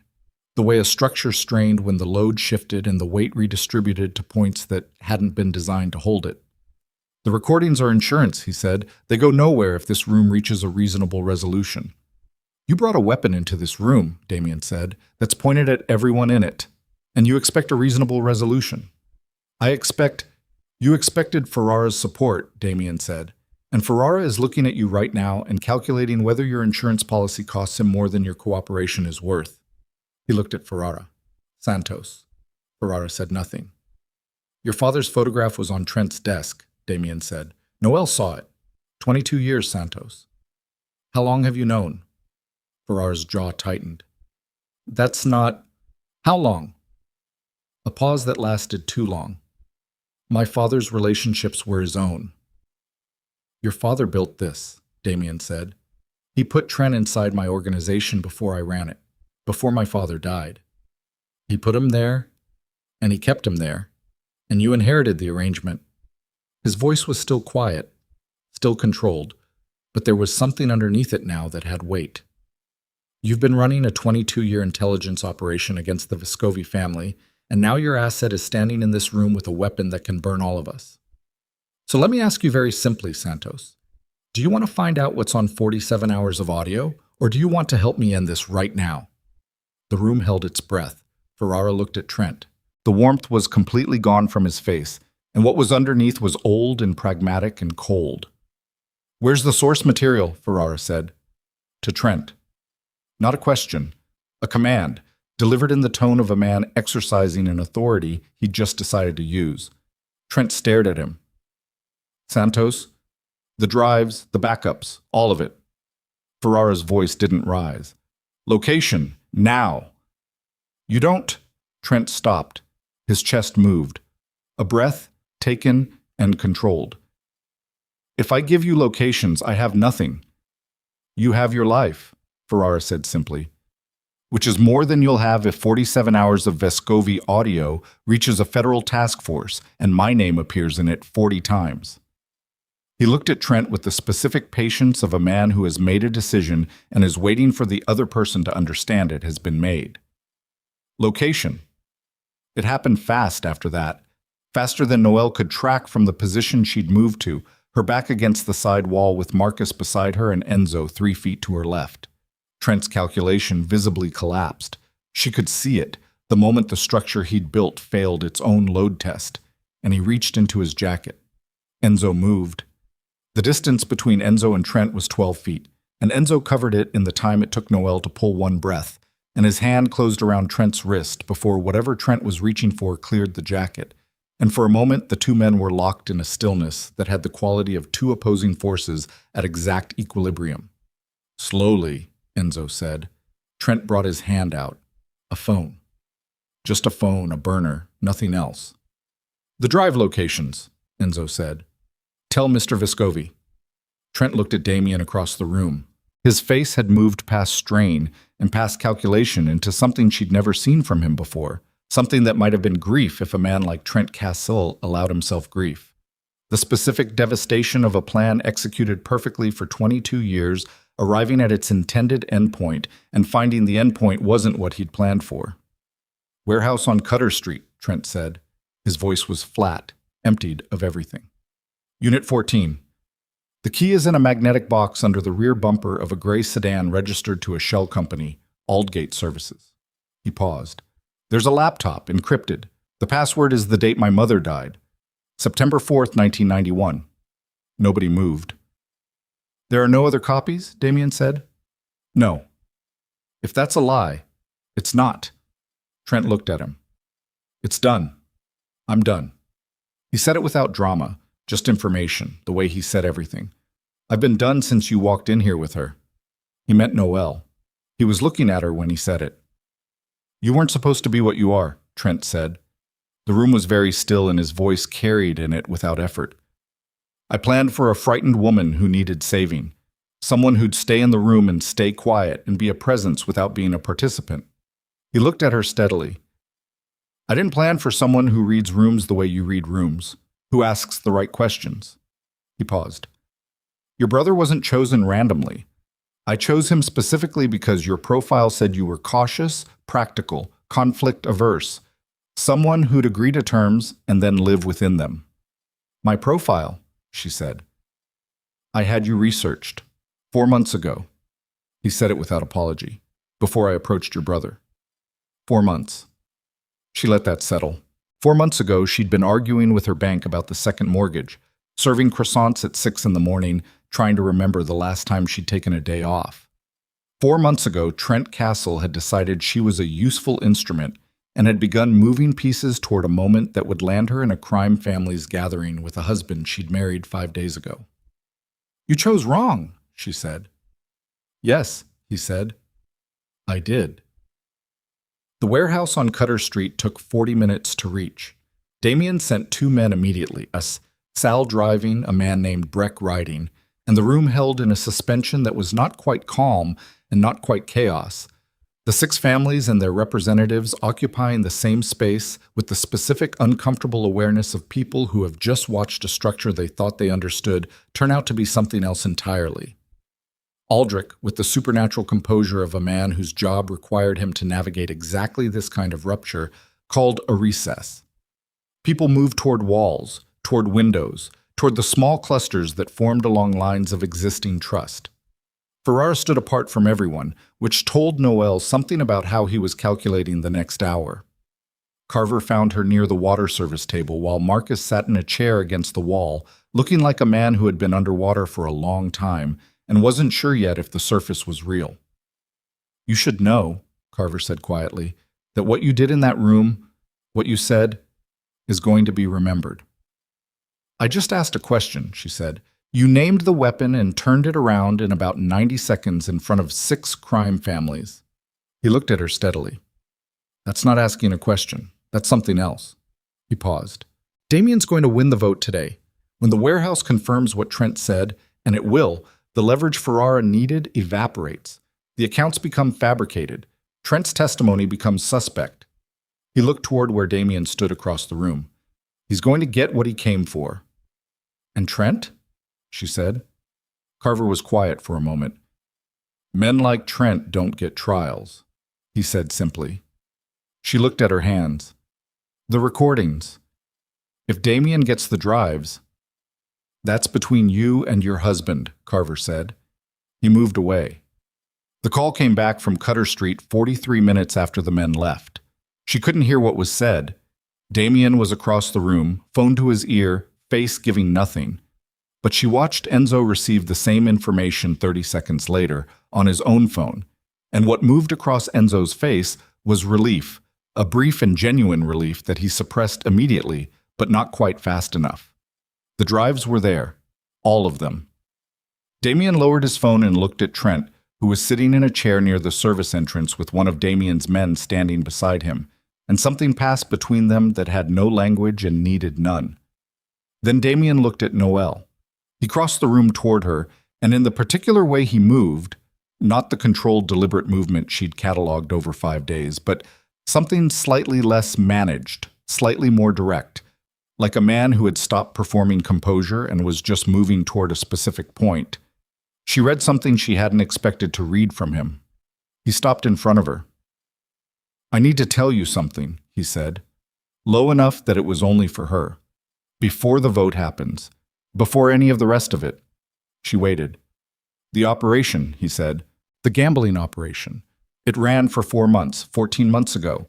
I shut it down myself when the report showed it was generating the wrong kind of attention." He paused. "I didn't know the games were rigged until 3 weeks ago. I didn't know your brother had been in one of them until I pulled the debt registry." His jaw was tight. "But the operation existed. I authorized it. I knew what it was, and I authorized it anyway because the revenue served a purpose at the time, and people lost money in it that they shouldn't have lost. And I knew that, and I authorized it anyway." She looked at him. "I'm telling you this now because in about 10 minutes, this room is going to confirm that Trent's case against me is fabricated. And from that point forward, the authorized operation becomes very difficult to prove, and I could say nothing, and it would almost certainly stay buried." He held her gaze. "I'm not going to do that." She studied his face for a long moment. The dark circles, the jaw, the quality of his attention that she'd been reading since a rainy doorstep 5 days ago. "Why are you telling me?" she said. "Because you're in this room because of that operation, because your brother lost money in it, because I made a choice 14 months ago that eventually brought you through my door, and you deserve to know the real shape of it." He paused. "And because you just stood up in front of 6 crime families and told the truth when lying would have been easier and safer, and that—" He stopped, started again. "I'm not going to lie to you. Whatever else I do or don't do, I'm not going to lie to you." The water service table was very cold under her hand. She was gripping the edge of it without having noticed. "The vote," she said after a moment. "Yes, the drives. What happens to the recordings?" "Destroyed," he said. "Tonight. Before or after someone listens to them." He looked at her steadily. "I will listen to them. I will not share them. Anything in them that implicates other people in this room stays in that room." He paused. "You have my word." She thought about what Carver had said. Men like Trent don't get trials. She thought about Trent sitting in the chair near the service entrance with his face emptied of everything. The 22-year plan arrived at its end. "What happens to Trent?" she said.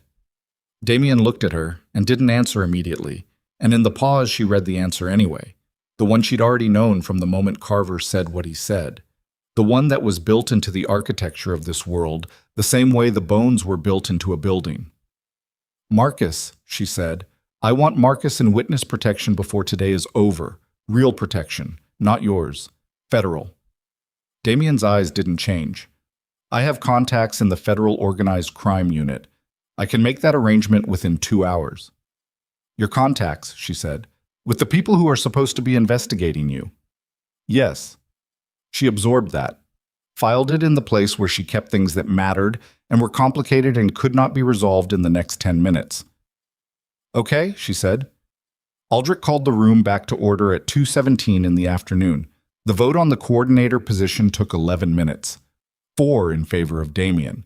Voss abstained, which in context was as close to a positive statement as she was likely to make. Ferrara voted against, alone, with the specific dignity of a man accepting a loss he'd already calculated and was now absorbing without visible damage, because men like Ferrara had been absorbing calculated losses for generations, and had learned to treat them as investments in future credibility. Trent was escorted out of the room at 2:31 by Enzo and the man named Breck, and Noelle watched him go without looking away. He didn't look back at her. He walked through the service entrance he'd come in through, and the door closed, and that was that. The room began to clear. Hands were shaken. Words were exchanged in the particular register of men conducting business in the aftermath of something that would not be formally acknowledged. Carver passed her on the way out and said nothing, just looked at her with that appraiser's attention one more time, and nodded once, and kept moving. Marcus found her while Damien was in a final exchange with Aldrich, and he stood beside her and they both looked at the room emptying, and neither of them said anything for a moment. "Federal protection," Marcus said finally. "Is that real?" "Yes." "I'd have to—" He stopped. "I'd have to go somewhere. Not here. Not the shop." Yes. He was quiet. The shop, he said. Noelle, I'm sorry about the... Don't, she said. Not here. Not today. He nodded. He was still shaking slightly, the fine tremor that she thought might not go away for a while. That might be something he carried in his hands for months after this. She put her hand over his briefly, held it there. Then Enzo was at her elbow and Damien was crossing the room toward them. And the room was almost empty now, and it was 4:17 in the afternoon of the longest day she'd experienced since her mother's last night in the hospital. And she was standing in a windowless room in the financial district as the coordinating wife of the man who now held the most powerful position in the city's organized crime structure. And she was thinking about a note taped to the inside of a display case that said, "Back soon," and thinking about whether soon was still an honest word. Damien reached them. He looked at Marcus first, then at her, and what was in his face in that moment was not the coordinator, not the family head, not the controlled surface she'd been reading for 5 days. Just a man at the end of something enormous, standing in front of the person he'd put through it. "It's done," he said. "Almost," she said. He looked at her. "Rook," she said. "You still don't have Rook. Trent's man. The one who ran the ground operation, who brought Marcus in, who can testify to the rigged games and the inflated debts. Trent gave you the drives, but he didn't give you Rook." She held his gaze. "Which means there's a man out there who knows everything about the inside of your authorized operation, and he belongs to someone who is now sitting in a federal protection arrangement with nothing to lose." She paused. "You need to find Rook before Rook finds a reason to talk to someone who isn't you." Damien looked at her for a long moment. "Before tonight," he said. "Before tonight," she agreed. His phone was already in his hand. He was already turning away. And she watched him, and she thought about what he'd said to her before the vote. The thing he hadn't needed to say. The choice he'd made to say it anyway, and she thought about what kind of man made that choice in that moment when silence would have served him better. And she filed it, the way she filed everything, in the place where things waited to be understood. Then Enzo was talking quietly into his own phone 3 feet away, and Marcus was beside her with his shaking hands. And somewhere across the city, a man named Rook was moving through the afternoon, not yet knowing that the structure that had employed him for 14 months was rubble, and that everyone who knew his name was now looking for him with a specific and urgent interest. And Noelle Carter stood in the emptying room and felt the thing she'd been holding at bay for 5 days, the full, unmanaged weight of all of it, push against the inside of her chest like water against a door. And she held the door because there was still one more thing that needed doing before she got to feel any of it. Enzo found Rook in 40 minutes. She didn't ask how. She was learning not to ask certain questions, learning to recognize the ones that had answers she wasn't ready to hold yet.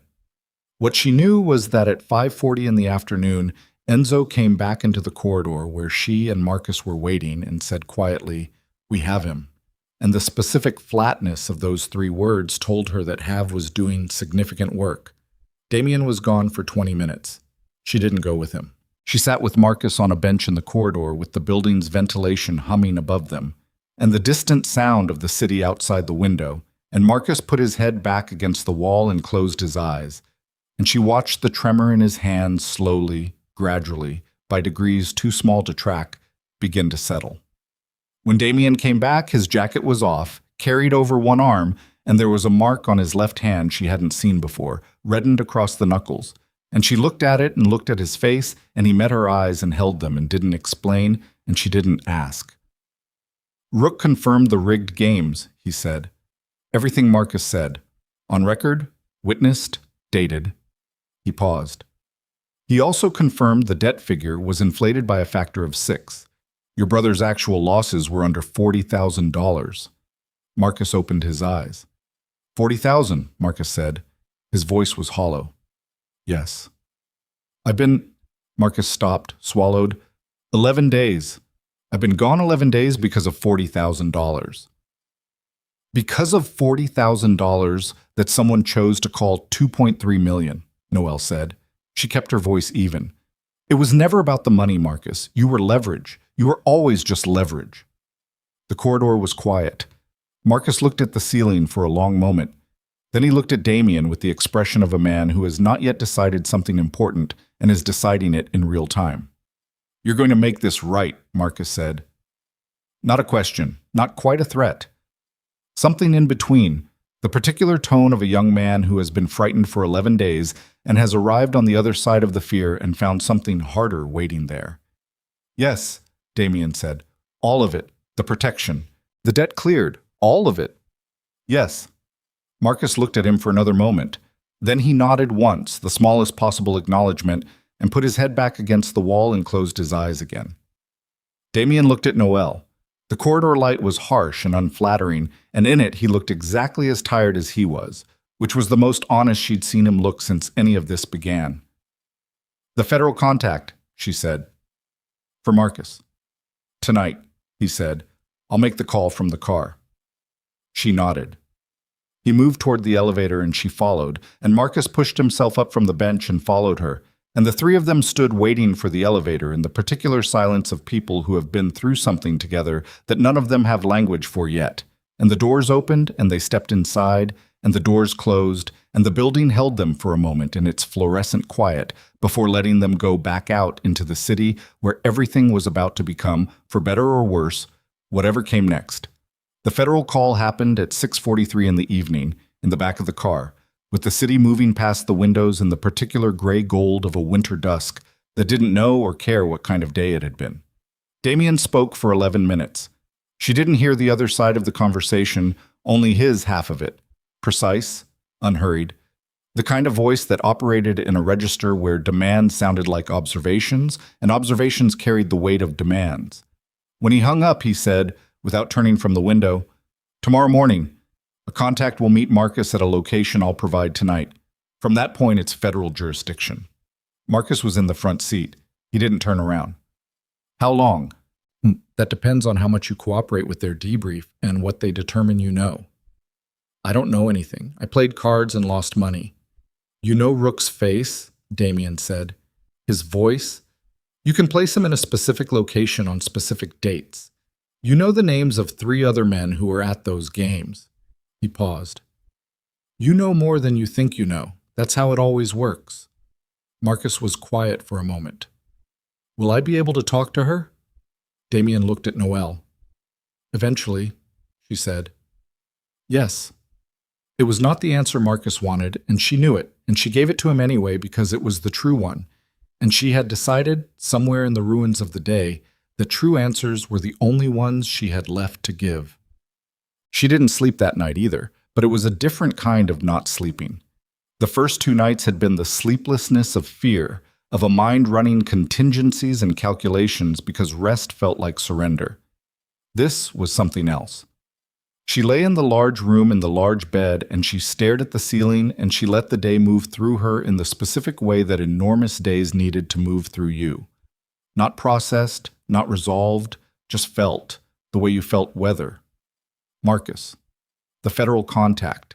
Tomorrow morning and then gone to somewhere she wouldn't know for a length of time she couldn't predict. Trent. The service entrance, the door closing. Rook. Damien's jacket over his arm and the mark across his knuckles and the thing she hadn't asked about. The vote. 4 in favor. I'm not going to lie to you. She got up at 2 in the morning and went downstairs because the ceiling had nothing left to tell her. The kitchen was empty, and she stood in it for a moment, feeling the particular comfort of a kitchen at night. Any kitchen. The specific quality of a space designed for making things being quiet and waiting. She found flour in the pantry, butter in the refrigerator, sugar, eggs, salt. The things that had been true her whole life, the things that didn't change depending on what room you were standing in or whose name you were carrying. She made shortbread. Her mother's recipe, which she knew by heart because she'd made it so many times the measurements lived in her hands rather than her head. She moved through it in the quiet kitchen, and she didn't think about anything in particular, just the work, just the butter and the flour, and the way the dough came together under her hands with the specific resistance that meant it was right. She was cutting the second tray when she heard him. Damien came into the kitchen at 3 in the morning in a shirt with the sleeves rolled up and the particular look of a man who had also been awake. who had perhaps been awake in his office, dealing with the administrative aftermath of a day that had been many things, including an enormous amount of paperwork by the standards of the world he operated in. He stopped in the kitchen doorway and looked at the flour on the counter and the tray of cut shortbread, and Noelle standing at the island with a knife in her hand and an apron she'd found in a drawer tied around the green dress she'd been wearing for what felt like an entire lifetime. He didn't say anything for a moment. "Sit down," she said. "I'll make coffee." He sat. She made coffee. She slid the tray into the oven and set the timer by instinct. 18 minutes. Her mother's oven had run hot, so she'd always pulled them at 16, but this oven was new and precise, and she'd give it the full time. And she poured 2 cups and set one in front of him and sat across the kitchen island with her own. They sat in the kitchen in the middle of the night and drank coffee, and neither of them spoke for a while. And it was the most normal thing that had happened to her in 6 days. "Trent," she said eventually. Damien looked at his coffee cup. "I'm not asking for details," she said. "I just need to know it's finished." "It's finished?" She nodded. She wrapped both hands around her cup. "The recordings," she said. "The drives from Cutter Street. Destroyed this evening." He looked up.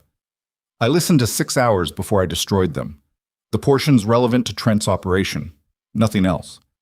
"Was there anything that changed what you knew?" He was quiet for a moment. "There was a conversation from 4 weeks ago, between Trent and a man I don't have a name for yet. They discussed the timeline, the debt, the approach to your brother, the expected sequence of events." He paused. "They discussed you specifically. The research Trent had done on you, the profile." She looked at him. "They expected you to agree to the marriage and then spend the next week frightened and compliant," he said. His voice was even. "They planned to use the first gathering as a pressure point, threatening to expose you as a participant if Damien—" He stopped, corrected himself with the slight discomfort of a man not used to speaking about himself in the third person. "If I didn't negotiate terms." "They were going to threaten me to control you," she said. "Yes." "And instead I identified Rook, found the photograph, recognized the bluff about the car recording, and named the weapon in front of the room." "Yes." She picked up her coffee. "What does that mean for you, for the position you just took?" He looked at her steadily. "It means I walked into that room with a liability they'd engineered and walked out with an advantage they didn't plan for." He paused. "It means the 5 families now know that the woman I married is not decorative." "Is that a problem?" "It depends on who you ask." He looked at his hands on the counter, at the mark across his left knuckles. It was darker now, bruising into proper color. "Carver called me at 9 tonight. He said, and I'm quoting directly, 'Your wife is either your greatest asset or the most dangerous person in your house, and I genuinely can't tell which yet.'" "What did you say?" "I said I'd let you know when I figured it out." She looked at him for a moment, then she got up and checked the oven through the glass. The edges were just beginning to color, another 4 minutes, and she stood at the oven with her back to him and said, "The operation, the gambling operation 14 months ago, what happened to the other people who lost money in it?" Silence behind her. "Some debts were registered," he said. "Some were collected." "People who couldn't pay." A pause. "Yes." "What happened to them?" The silence this time was longer. She turned around and looked at him because she wasn't going to let him answer this one to her back. "Some were given extended terms," he said. "Some had assets seized. 2 cases escalated to—" He stopped. "To outcomes I'm not going to describe as acceptable." She held his gaze.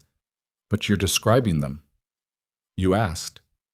"I asked because I need to know the actual shape of what I'm standing next to," she said. "Not the version that got presented to 6 crime families today, the real version." She came back to the island and stood across from him. "I know what you are. I've known since you knocked on my door, but there's a difference between knowing abstractly and knowing specifically, and I need to know specifically or I can't—" She stopped. "I can't make any kind of honest decision about what happens next." Damien looked at her. For a long moment he said nothing, and she could see him weighing it. The particular calculation of a man deciding between the version of himself that managed information and the version that didn't. "2 men," he said. The escalated cases. One lost a business. He's still operating, smaller, and the debt is cleared now. I cleared the remaining unauthorized debts 3 weeks ago when I identified the operation. The other, he paused. The other is not someone I can make whole. What happened to him can't be undone. She absorbed that. The foundation, she said, the one used for money laundering, how much of the charitable work it was supposed to do was real?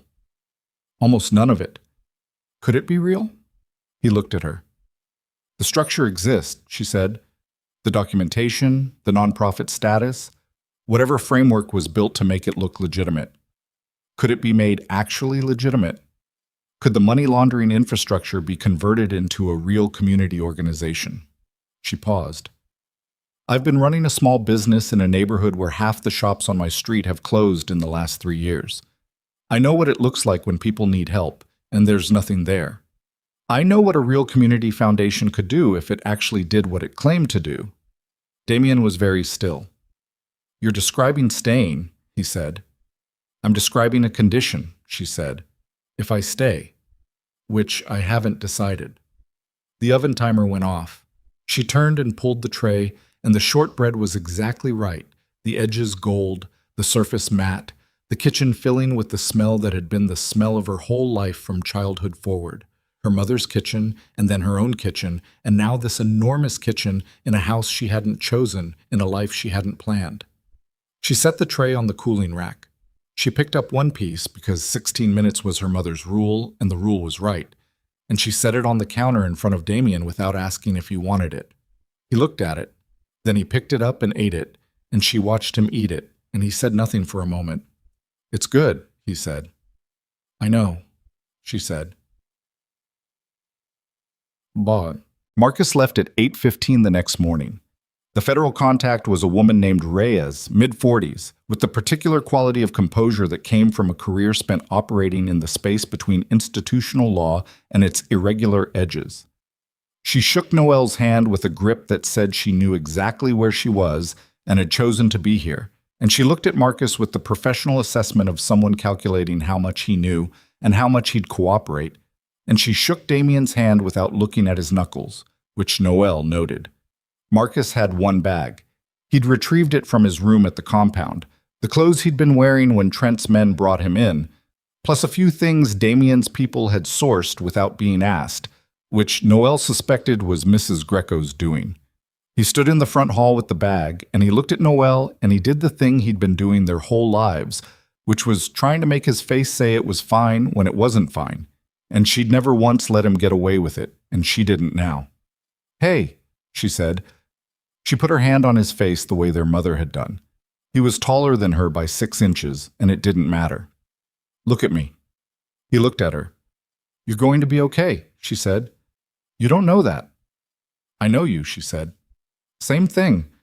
He pulled her in and held on for a moment, and she felt his shoulders shake once, just once, and then he pulled back and picked up his bag and walked to the door where Reyes was waiting, and at the threshold he turned back and looked at Damien. The two of them looked at each other across the hall, the young man who'd lost everything in a rigged game, and the man who had authorized the world that game existed in. The silence between them carried all of that, and didn't resolve it, and wasn't supposed to. Take care of her, Marcus said.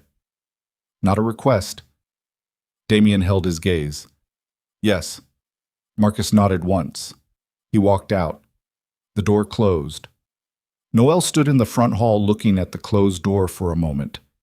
Then she turned around and went back toward the kitchen, because there was still coffee and she intended to drink it, and Damien fell into step beside her without being asked, and that was something she noticed and filed without comment. The weeks that followed were not a resolution.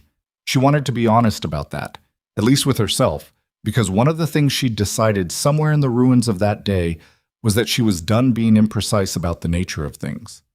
The weeks that followed were a negotiation conducted through daily life, through breakfast, and the particular rhythms of a shared house, and arguments about things that mattered and things that didn't. She went back to the shop in the second week, took down the back soon note, and turned the lights on and stood in the empty space smelling flour and old coffee and the ghost of 100 early mornings, and she put her mother's shortbread recipe back on the display case glass where it had always been, and she opened. Damien came in on the third day.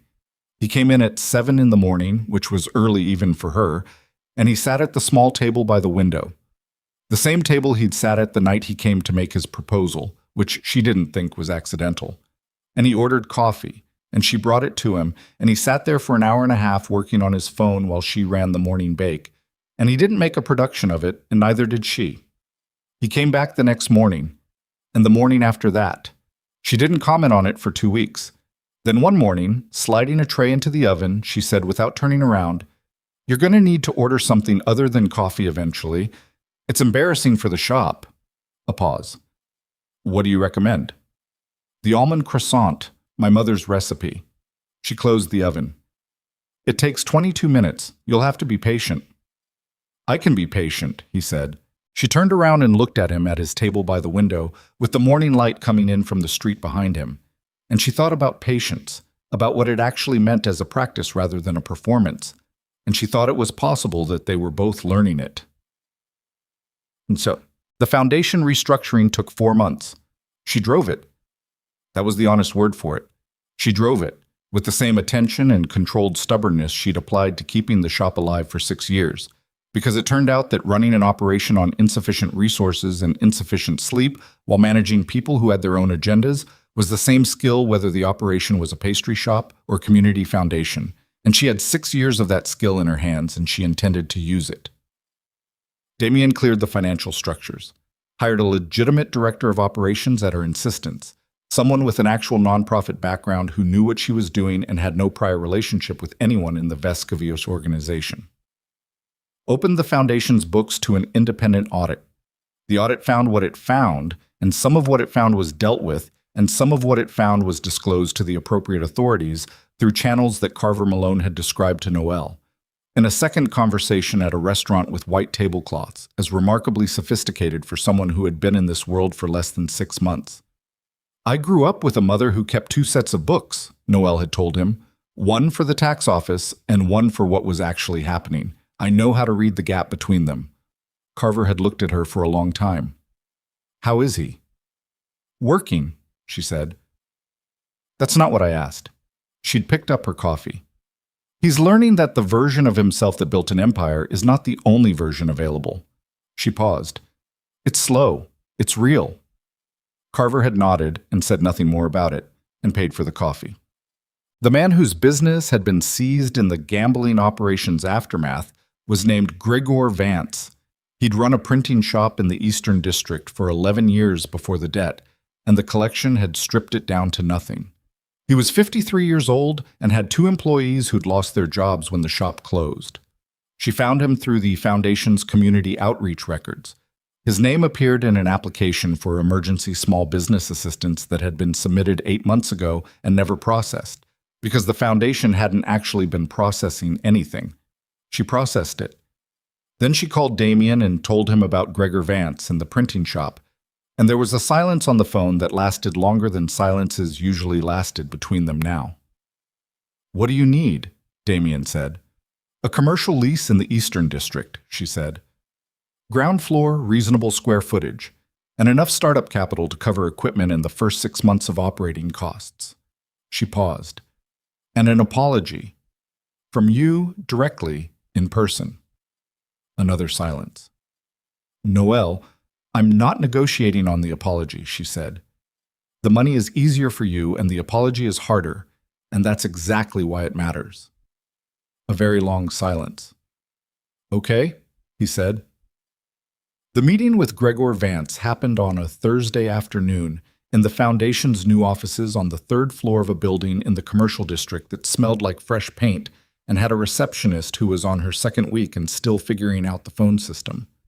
Damien came in his work clothes, no jacket, which she'd suggested because a man in an expensive suit apologizing for destroying your livelihood was a specific and unhelpful image. Gregor Vance came in wearing the wariness of a man who had been maneuvered before and was not going to allow it again without a fight. He and Damien sat across from each other at a small conference table. Noelle sat to the side, not at the table, present but peripheral, not decorative this time, just the right position for what was needed, which was witness. Damien spoke for 4 minutes. He didn't minimize and he didn't qualify, and he didn't use the passive voice, which she'd specifically told him was not acceptable. He said what he'd authorized, what had happened as a result, and what he was prepared to do about it. And then he stopped speaking. Gregor Vance looked at him for a long time. "My employees," Gregor said. "Both of them. They need to be back to work when the shop reopens. Not eventually, from the first week." "Done," Damien said. "And I run it," Gregor said. "Nobody from your organization has any involvement, any oversight, any say in how it operates. It's mine. Done. And I never hear your name again unless I call it." Damien looked at him. "Done." Gregor looked at the table for a moment. Then he looked at Noelle, and what she saw in his face was not gratitude. She hadn't expected gratitude and wouldn't have known what to do with it, but something more complicated and more honest than gratitude. The look of a man reassembling a picture that had been in pieces and finding the pieces unexpectedly closer to whole than he'd thought. "The woman who runs this foundation," Gregor said. "That's you." "I help run it," she said. "I also run a pastry shop on Albright Street. The almond croissant is good if you're ever in the neighborhood." Something moved across Gregor's face. Not quite a smile. Close enough. She heard from Marcus 4 months after he left.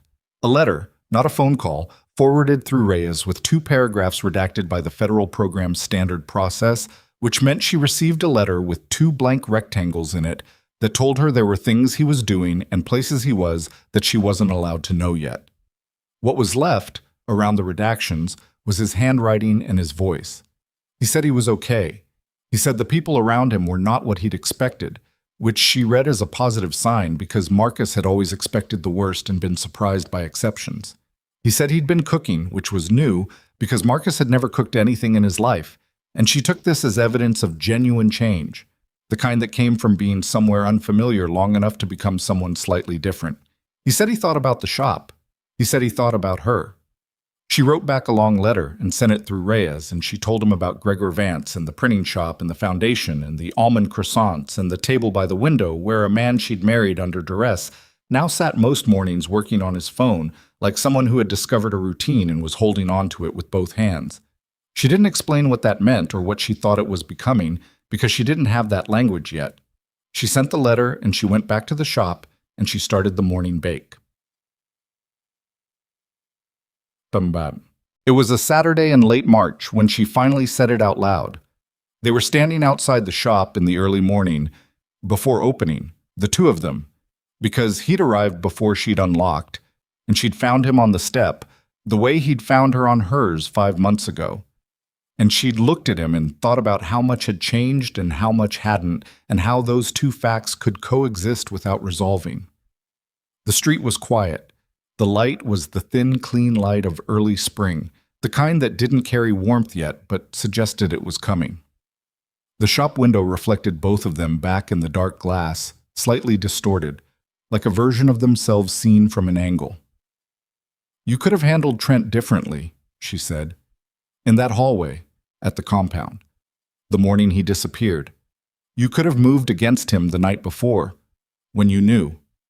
You had enough." Damien looked at the street. "I was waiting for the financial confirmation." "You were waiting because moving against him without certainty would have left room for doubt," she said. "And you wanted the doubt closed. You wanted to be sure." "Yes." "That cost a night," she said. "It cost the conversation in the car. It almost cost—" She stopped. "It almost cost a lot of things." "I know," he said. "I'm not saying you were wrong," she said. "I'm saying I want to understand how you think, because you're someone I'm deciding to be next to, and I need to understand how the person next to me thinks." He turned and looked at her. "Deciding," he said. "Yes." "Present tense." "It's always present tense," she said. "That's what deciding means. You don't decide once, you decide every day." She held his gaze. "I decided today. I'll decide again tomorrow." He looked at her for a long moment. The street was still quiet, the light still thin, the shop window still holding both of them in its dark reflection. "I think in outcomes," he said. "I always have. The process is a variable, The outcome is the constant.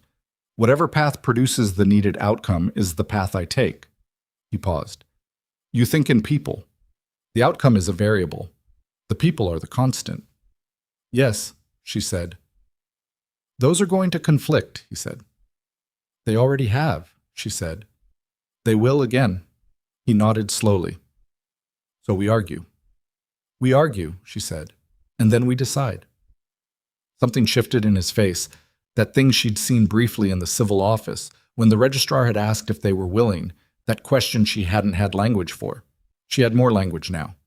It wasn't a question, it was the look of a man who had spent a long time building walls and had one morning looked up to find a door in one of them that he didn't remember putting there and didn't know yet whether to walk through.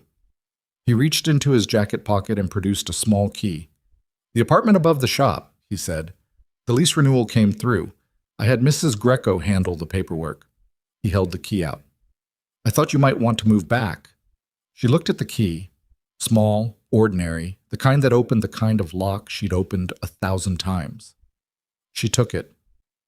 The table by the window, she said. You can keep coming. I know, he said. You're going to need to order more than coffee eventually. I ordered the croissant last Tuesday, he said. You were in the back. She looked at him.